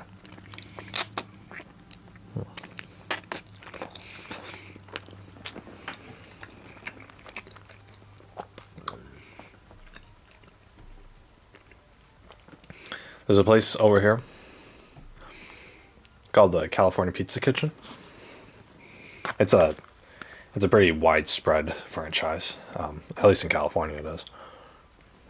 So anyway, they have a really thin pizza. It's very nice. But then they also have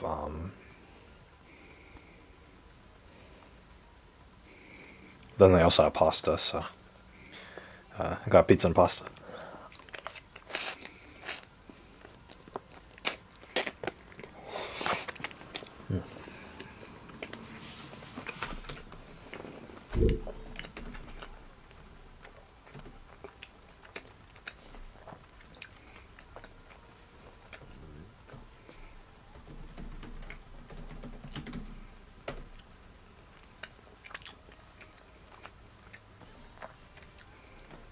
Okay.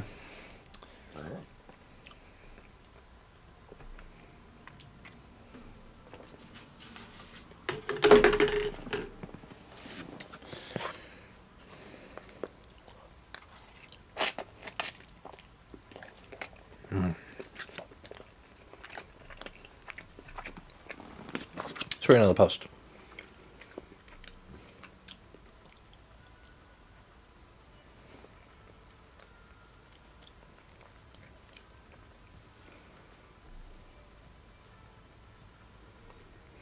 Am I the asshole for telling my wife the lock on my daughter's door does not get removed till my brother-in-law and his daughters are out of our house?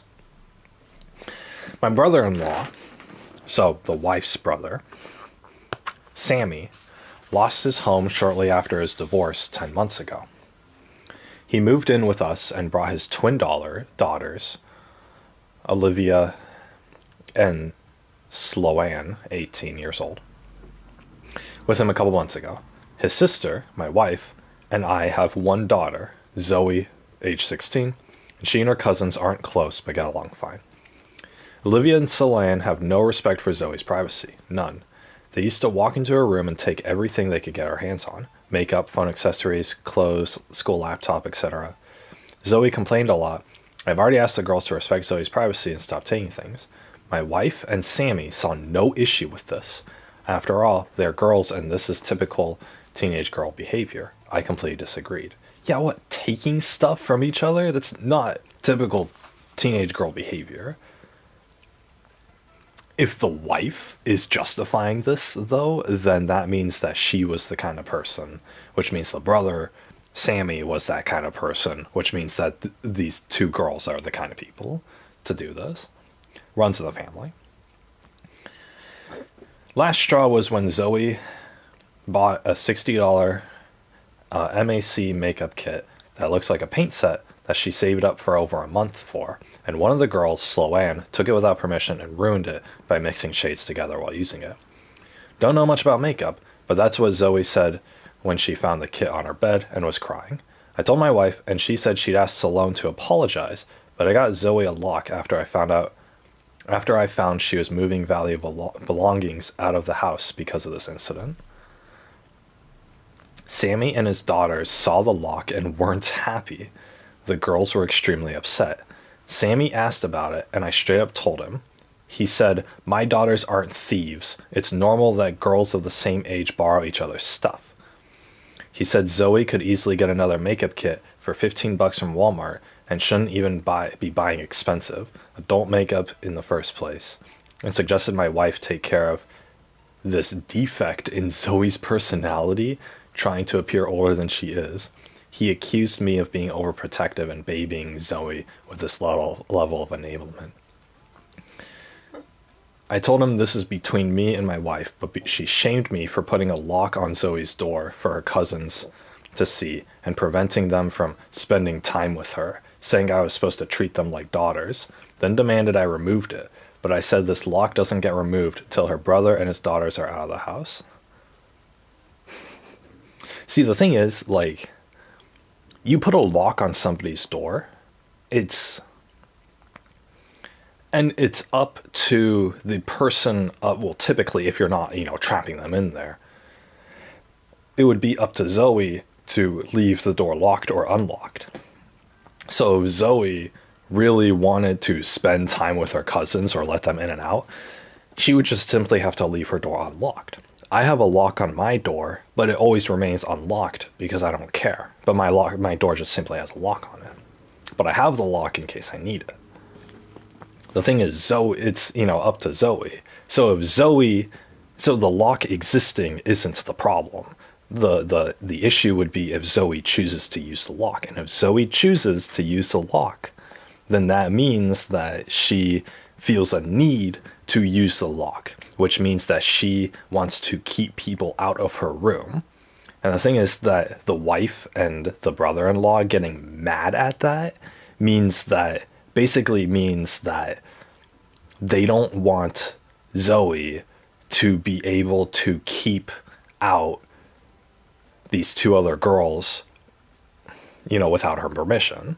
They want to let these two girls go into her room, and they want to let these two girls go into Zoe's room and take her stuff. They want that, and they're enabling that. And so that's why they have a problem with the lock, is because they blatantly want for the two girls to steal stuff from Zoe, and for Zoe to just let it happen. That's what they want. But they aren't going to communicate that. They're going to blame the husband for simply putting a lock on the door and whatnot.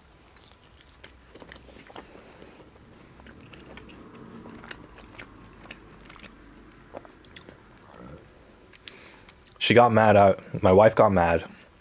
I was implying we kick them out, and said her family will hate me for this. So I reminded her that I let Sammy and his family move in, which is something her own family refused to do. So she should start with shaming or blaming them for not taking their own son and nieces and granddaughters in. If it wasn't for her family's unwillingness to help, we wouldn't be dealing with this much disturbance in the home. Everyone's been giving me and Zoe silent treatment, and my wife is pretty upset over this. Wow. So the extended family wasn't willing to let Sammy and his daughters into their homes. And then they're going to shame the one person who was willing to help them, saying, oh, you should let them do whatever they want or whatever, because they don't want to have that problem in their own hands.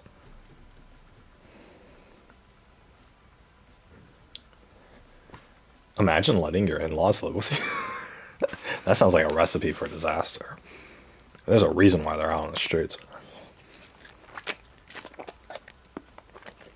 You have to look into it more. This dude puts up a lot of these posts. A lot of these posts I see are like these people who put up with the shitty behavior when it's very small. And then it gradually grows and grows until it gets to a tipping point. You shouldn't put up with it at all. If I had to let, people live in my house, it's a one strike and you're out. I'm going to lay down the ground rules. If you do anything to disturb that, there's no consequences. There's no discussion. It's my house. You're getting evicted. Holy crap. And obviously I wouldn't do this to my own wife or my own kids. But in situations where you're letting other people into your house, it's a one strike and you're out. I'm not going to sit there and wait for you to grow up. And again, not my own wife, not my own kids, but literally anybody else. If I'm paying for a home, it's my home. You don't get to come in here and act like it's yours. You're an entitled beggar, is what it is.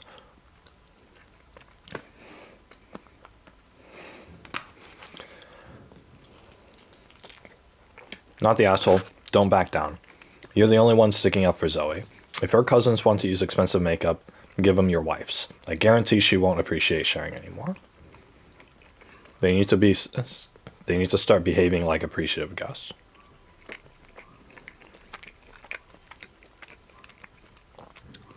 Wow, a father who actually cares about her daughter to that extent? Amazing.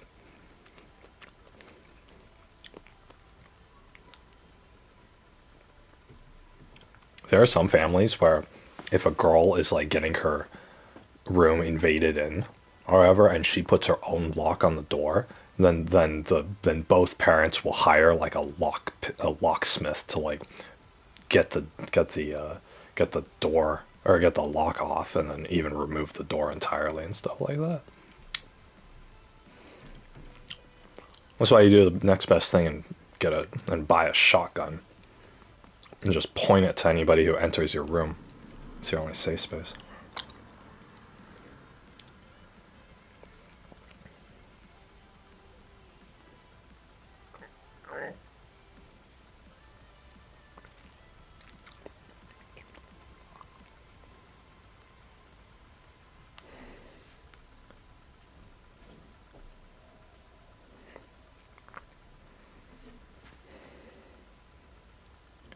Not the asshole. Your wife harbors someone who tells you that your own daughter has a defect in her personality for buying makeup. That's the kind of thing people. That's the kind of.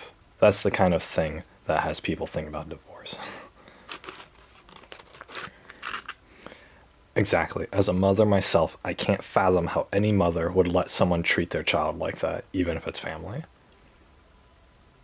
That would have bought them a one-way ticket right out my front door. If your kid can't count on you to protect them, who can they count on? Yeah, and then there are those parents who just do the abuse themselves. As a mother, I can't fathom how any mother would let someone treat their own child like that.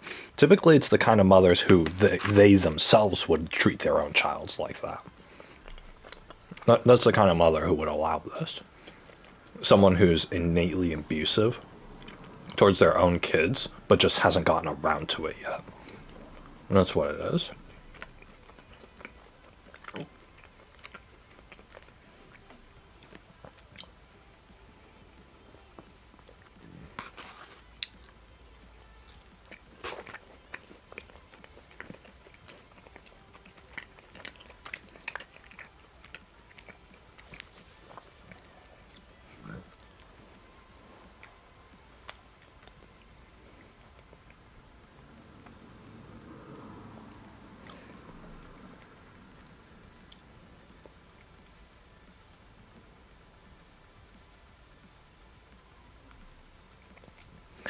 Am I the asshole for announcing that my dad's not paying for my college tuition?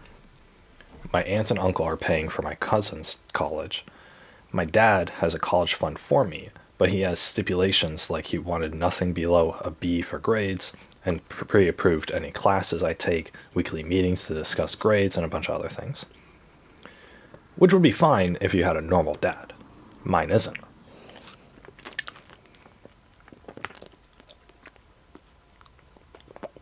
My dad has a temper, and I spent 6th to 12th grade stressed out about grades and being screamed at or grounded over things that sometimes weren't even my fault, like a teacher not updating online grading and an assignment being marked as missing because of it, and getting my backpack and locker randomly searched by him for no reason besides to make sure I'm not hiding anything. I decided to pay for school myself because of one, not being stressed over getting screamed at, and two, I didn't feel like constantly worrying that he'd disapprove of a class or a grade and decide not to pay, which I could totally see him doing. I'd rather be in debt than controlled by him for 4 more years. I just finished my first year.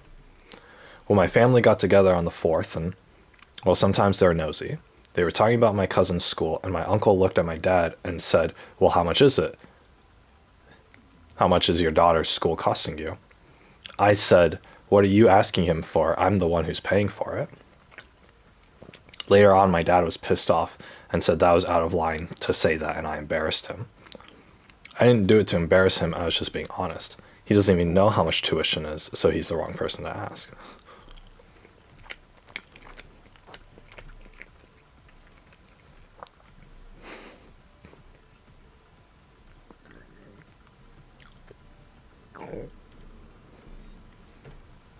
The dad could have easily turned that around and said, oh yeah, no, my daughter's deciding to be financially independent. You know, just like I taught her. Ha ha ha. And if she ever needs the money back, then, you know, one day and she's in trouble, then I'm always happy to help her. That's all the dad needed to do. I thought of that response in 5 seconds.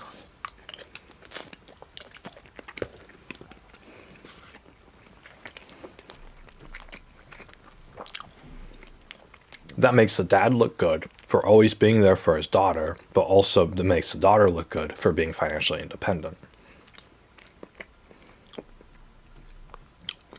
These people are idiots, though. There's literally free college.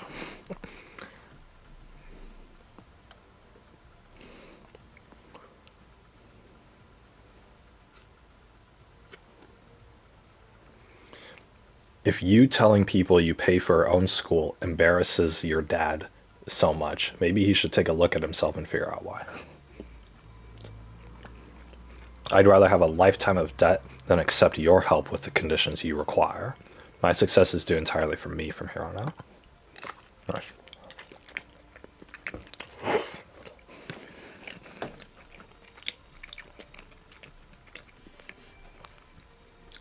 I mean, sometimes, yeah, it's better just to go into debt than to stay with toxic people. I mean, a lot of the time it is better to just go into debt than stay with toxic people, because you'll always end up out on top, because you'll get out of there as soon as possible.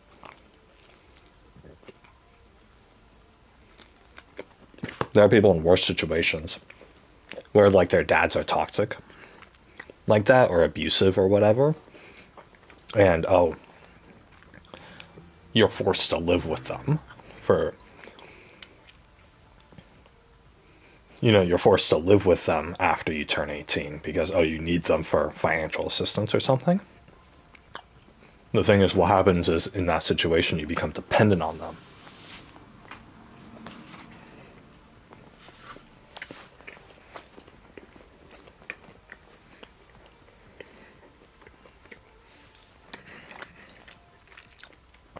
You become dependent and needing to, you know, constantly, you know, you're never going to escape the abuse. Abusers have, or toxic people, they do this to their victims because they have power over them. There's a power dynamic. And you have power over somebody when somebody relies on you and needs you for stuff. So if a victim of abuse isn't leaving their situation at the appropriate age, then that means that that person, that victim, still has a dependency on their abusers. And because of that, you know, they're keeping themselves trapped in that situation. Because when does it end? When you graduate college? No. When you get a job? No. Because you're going to come up with excuses. Oh, I'm too young to leave. Oh, I'm still in college. I can't support myself financially. Oh, I can't get a job with my degree, you know, to live on my own. You know, so I'm only working a grocery store job. Oh, I'm working a good job, but the housing market is really expensive and I want to save up for a down payment. Oh, I saved up a lot for a down payment, but I've had to pay rent and I have to go all that back and blah, blah, blah, right? And you're giving your abusers years and years of opportunity to keep holding power over you. All of a sudden, you're 30 years old and you're still being yelled at and manipulated by your parents. So it's like, okay, well, you should have left at age 18, you know, the instant you do that. But I mean, it's all a matter of giving these toxic people power over you, and they have power over you as long as you stay within their physical proximity. And you rely on their money and stuff like that, then they can put all these conditions onto you. This person's situation doesn't sound that bad, but it sounds like it was enough to cause them enough distress to where they'll choose the more expensive option just to get away from it.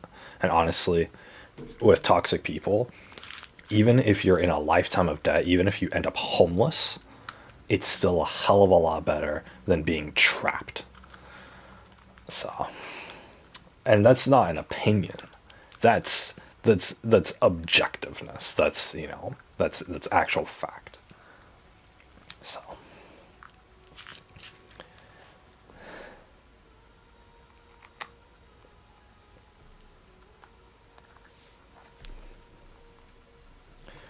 here's another one. Am I the asshole for refusing to pay for my sister's husband's surgery with my inheritance and college money?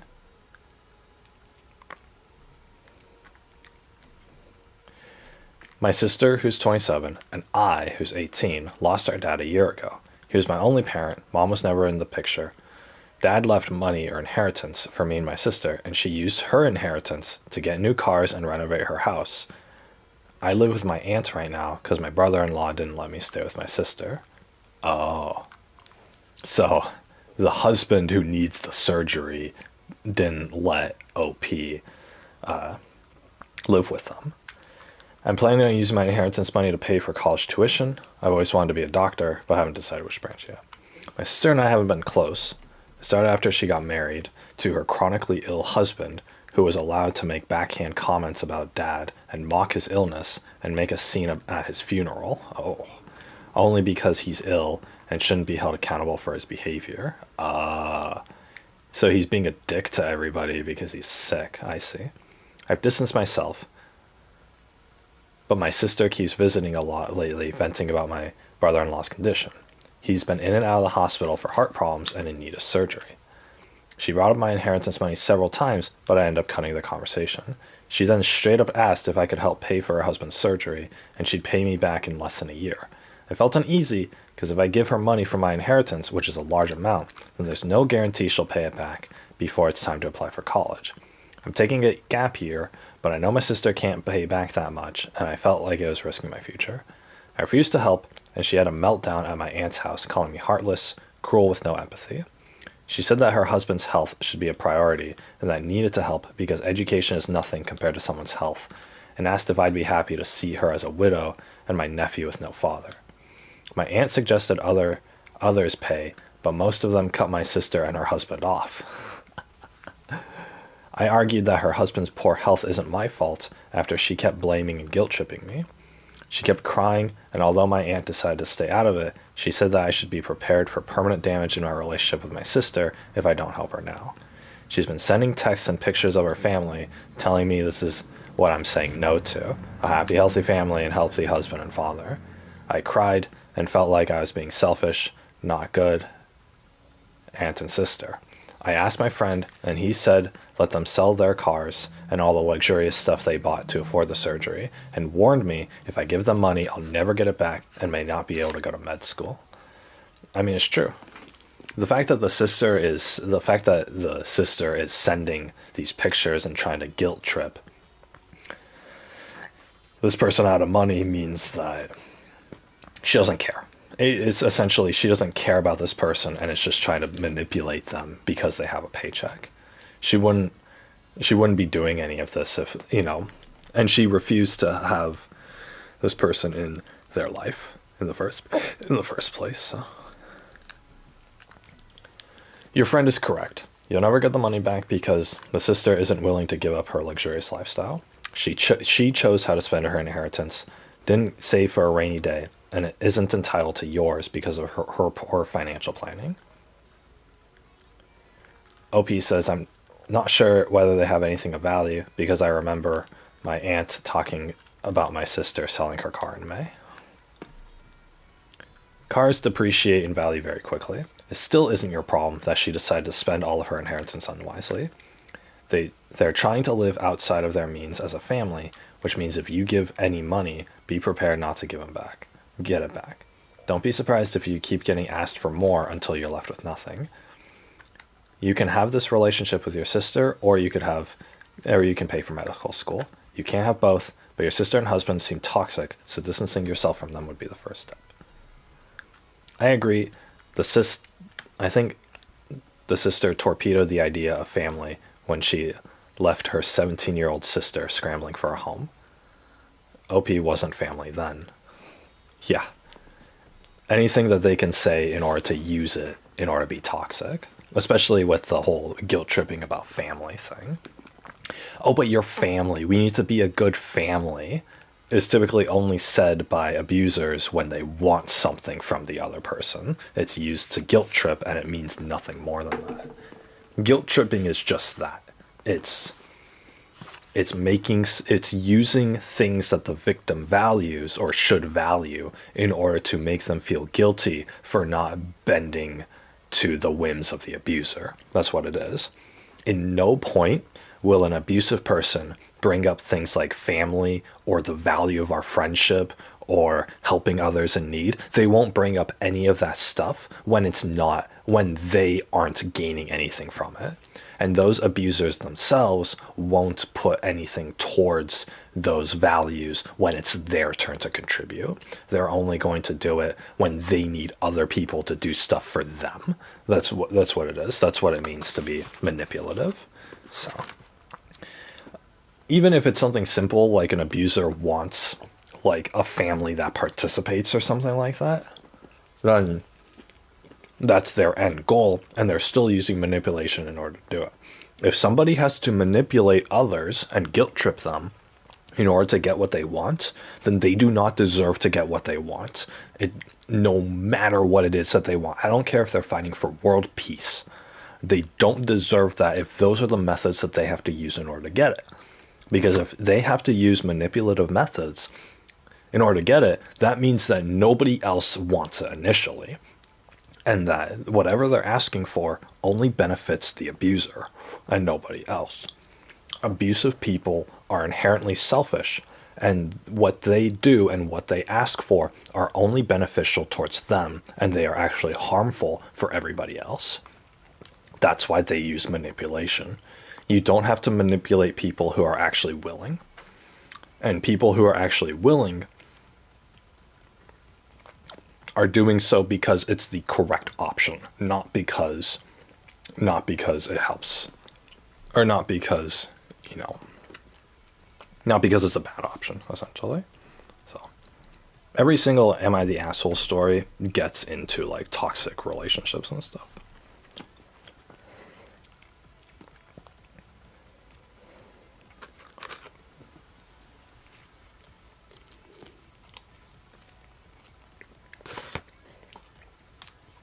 There's a story with a sister-in-law.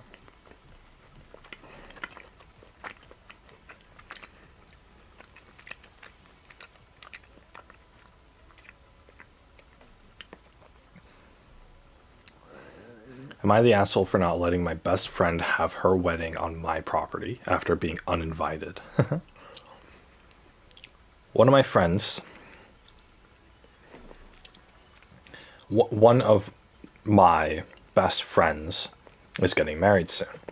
It's only meant to be a small backyard type wedding, but they've been planning it for a few months now, and originally it was supposed to be on my property. They wanted it because it's private, has a lot of open space for a reception, a nice view, and the house could be used for them to get ready and stuff. Of course I said yes. She and her fiance Rick were very happy. Thing is, Carla and I do have a history. We went out on and off in college, but decided to stay friends. Then I met my wife, we got married, Carla met Rick, and now here they are. First of all, marriages, weddings are too like bleh. My parents got married like next to a lake that they liked. They had a lake that they both liked, like Tahoe, and they got married there. And who attended the marriage? It was the two of them, obviously, and then my dad's brother and my mom's friend, who were both getting married on like the same day or whatever at the same place. So, and those were the only people. They didn't have a reception. They didn't have like this big old thing. There's a building next to the lake where they could get ready, but I mean that's about it. It's a very simple thing. And it's like you don't need anything more than that. Why am I gonna plan a huge wedding for months? And have like a reception and a party, and we gotta have a space where the bridesmaids can help the bride to be get in her $10,000 wedding dress and blah, blah, blah. Like, it doesn't matter. Like, if you're going to throw all that at me, I'd rather just go get a paper signed at the courthouse. Like, you don't need an extravagant wedding. So.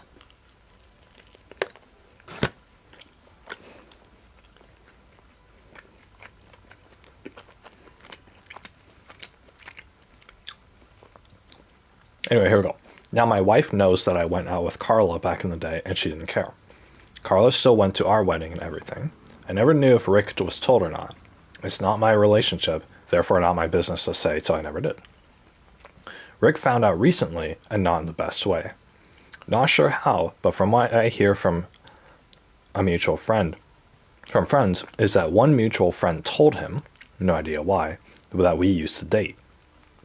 Not only that, but apparently Carla said a couple years ago she was still in love with me when she was already dating Rick. Ooh, that's spicy. Don't have actual confirmation that's exactly what he was told. All Carla's told me is that Rick was told about our past and he's angry at her for never saying anything. Well, that's on Carla. If you still have somebody in your, like an ex in your life, then you gotta be upfront about it with your partner. I mean, I would never get involved in people like this, but these normies need to get it together. It became quite a drama and didn't hear from her for over a month till now. She told me they're going to couples counseling and that the wedding's still on. See, couples counseling in this situation is good because it's people having like a disagreement with each other. And there's bad feelings to air out and all this sort of stuff. That's where couples counseling is good. Couples counseling and family counseling is not good in an abusive situation. Because a counselor is never going to call out the abuse. But, I mean, obviously that doesn't apply to this situation. It became quite a drama, couples counseling, and then the wedding is still on. Okay. But Rick requested that I not attend. It sucks, but I totally get why he wouldn't be comfortable. Then I asked the obvious question, where are they going to hold the wedding then? To my surprise, she said they still wanted it at our place. Dude, if I was the guy, oh my god, if I was the guy, I wouldn't want to have our wedding at the dude's house that my wife used to sleep with. I wouldn't want that. Change all the plans. Rick said so too. And yeah, dude, Rick's such a cuck. Said so too, and in my mind, I'm going, he doesn't want the guy who dated his fiance years ago at the wedding, but he still wants the wedding at the dude's house. Or at my house. My wife and I are expected to just not be at our home that weekend. And I told Clara no. They're going to have to find some other place since we're not going to simply leave our home for them for the weekend. Not only for safety reasons, but it just doesn't make sense. Rick doesn't want me around because he's not comfortable, but is comfortable enough to have the wedding at my house. That's what I just said. They really want their wedding here, though, and because of that, I've been bugged by not only her, but also Rick and some friends who think I'm being a petty asshole for not letting them have the wedding here anymore. Honestly, don't think I am. It just doesn't make sense at all to have to leave our own place for a wedding we're no longer welcome to. And leaving our home totally vulnerable. That's what it is. It's totally vulnerable. Still, being accused of sabotaging their wedding, and Rick believes it's the least I can do after everything. Oh, they're using them. All these situations, they're just using them. Rick doesn't want to get married anymore, but doesn't want to be the bad guy breaking up with his fiance. So he put her in an impossible situation so he could get sympathy when they split. Dude, okay, well, I mean, Rick's playing a 200 IQ move, if that's the case, then. So Rick is intentionally trying to have the wedding at the dude's house who's not invited because he knows that the original poster will say no, and then it's going to be an impossible situation. And then they're going to eventually not get married. And they're going to split over this, and Rick gets to be able to break up with his wife. Dang, excellent insight. Rick is petty and passive aggressive. Oh, I don't know. That was a pretty smart move though, if that's what it is. I mean, sure, if he's gonna break up with his wife, because she slept with some dude years ago, then, whatever. But, I mean, I have no comment. Again, I'm not going to get with girls like that in the first place, but. I mean, these normies can do whatever they want. And ridiculously insecure. Like she's marrying you, dude, not her ex. Chill. I don't think it's insecure to not want the dude your fiance was apparently in love with when you started dating to come to the wedding. To me, it would feel like I was second choice. Ooh. Yeah, being second choice, for sure. I can understand that. Then again, I would probably also break things off if I found out my partner lied about something that important and also said things like that.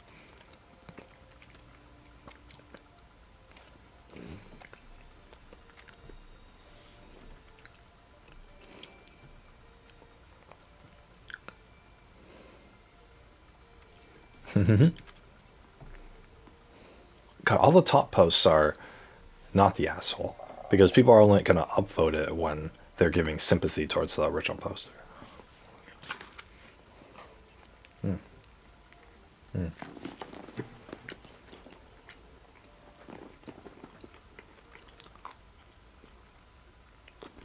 All right, finish my pizza.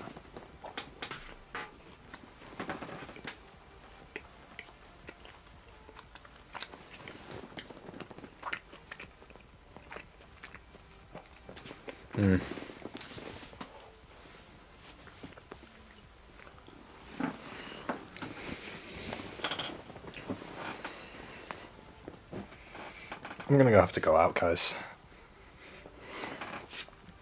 I'll be right back right now for a little bit, but for like 3 minutes or so. But then I'll come back and let you guys know what's up.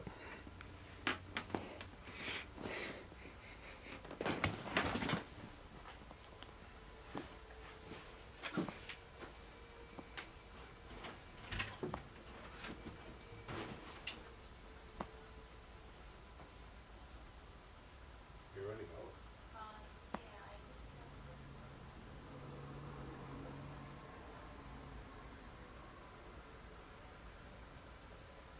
That's fine. I also need to go to Kinko's. I'm gonna make a copy of. I found my last paycheck, well, my final one. I called the guy today, or the caseworker today. He said, "I have a written statement and the copy of my last amount paid to me. Then that should be fine. I can just mail that in." So he sounded very casual about it. I've talked to people who are casual about documents that I need before, and I've always needed to save up more than what the phone people say. So do you have to just, cancel the app here? Um, well, I would need to set up a scanner. The scanner's in the garage. Oh, you don't have it on? No, it's a paper document. I can't access my documents. So you just are gonna make a copy of it? I was just gonna do a copy of that. Before I go.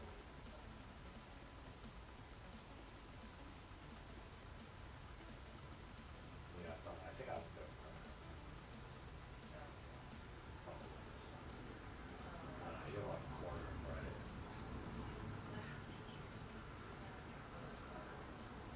I have to put 25 cents on a car, 15 cents on a car.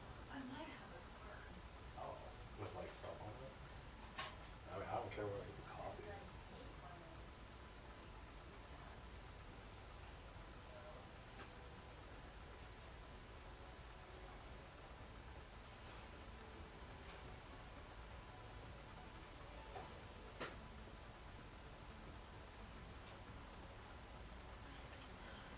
Yeah, you'd think they'd have like a coin machine or something. So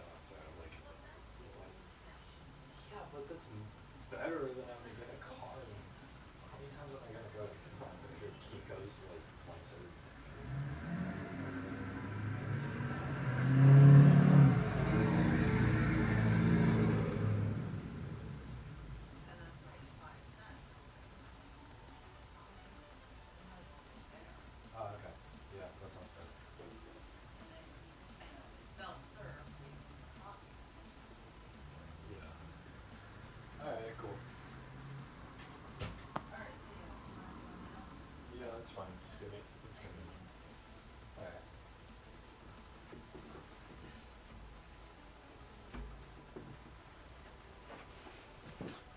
Alright. Alright, guys. I am gonna head off. It's been fun. I guess it's been fun. I got to complain more about stuff, about all the stuff I always do.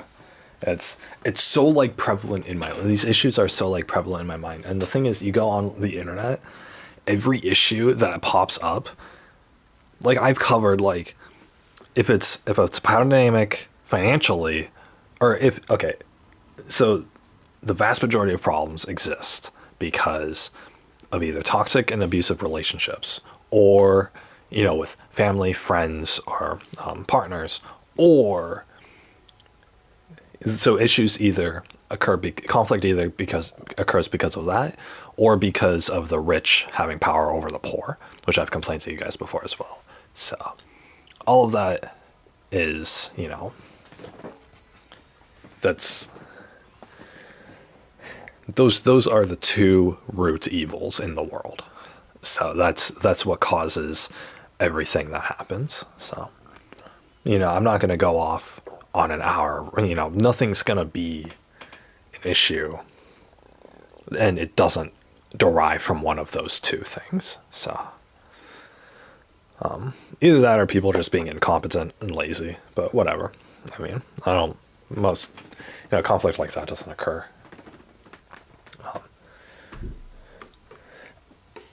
It's not prevalent. But yeah, guys, that's gonna do it for me. I will be back in probably, I'd say 2 hours. I'd say so probably 5 o'clock. I'll be back. I'll probably stream a little bit at 5, and then maybe get off. So, but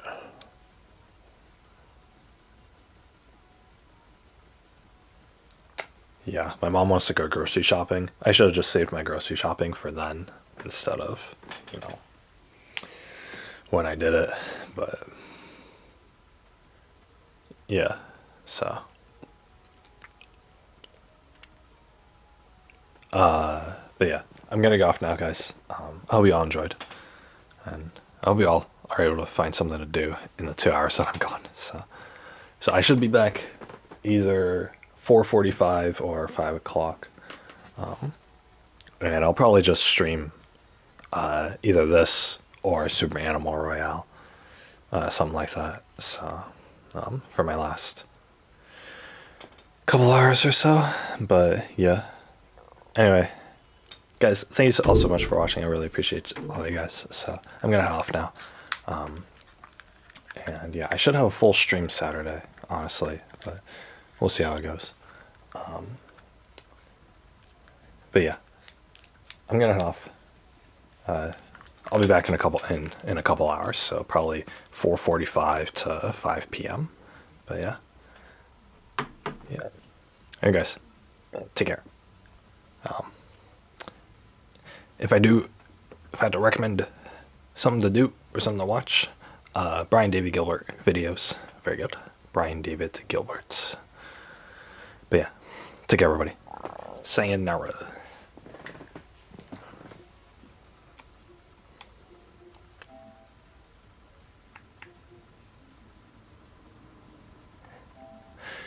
Be back in a couple hours, guys. Bye bye.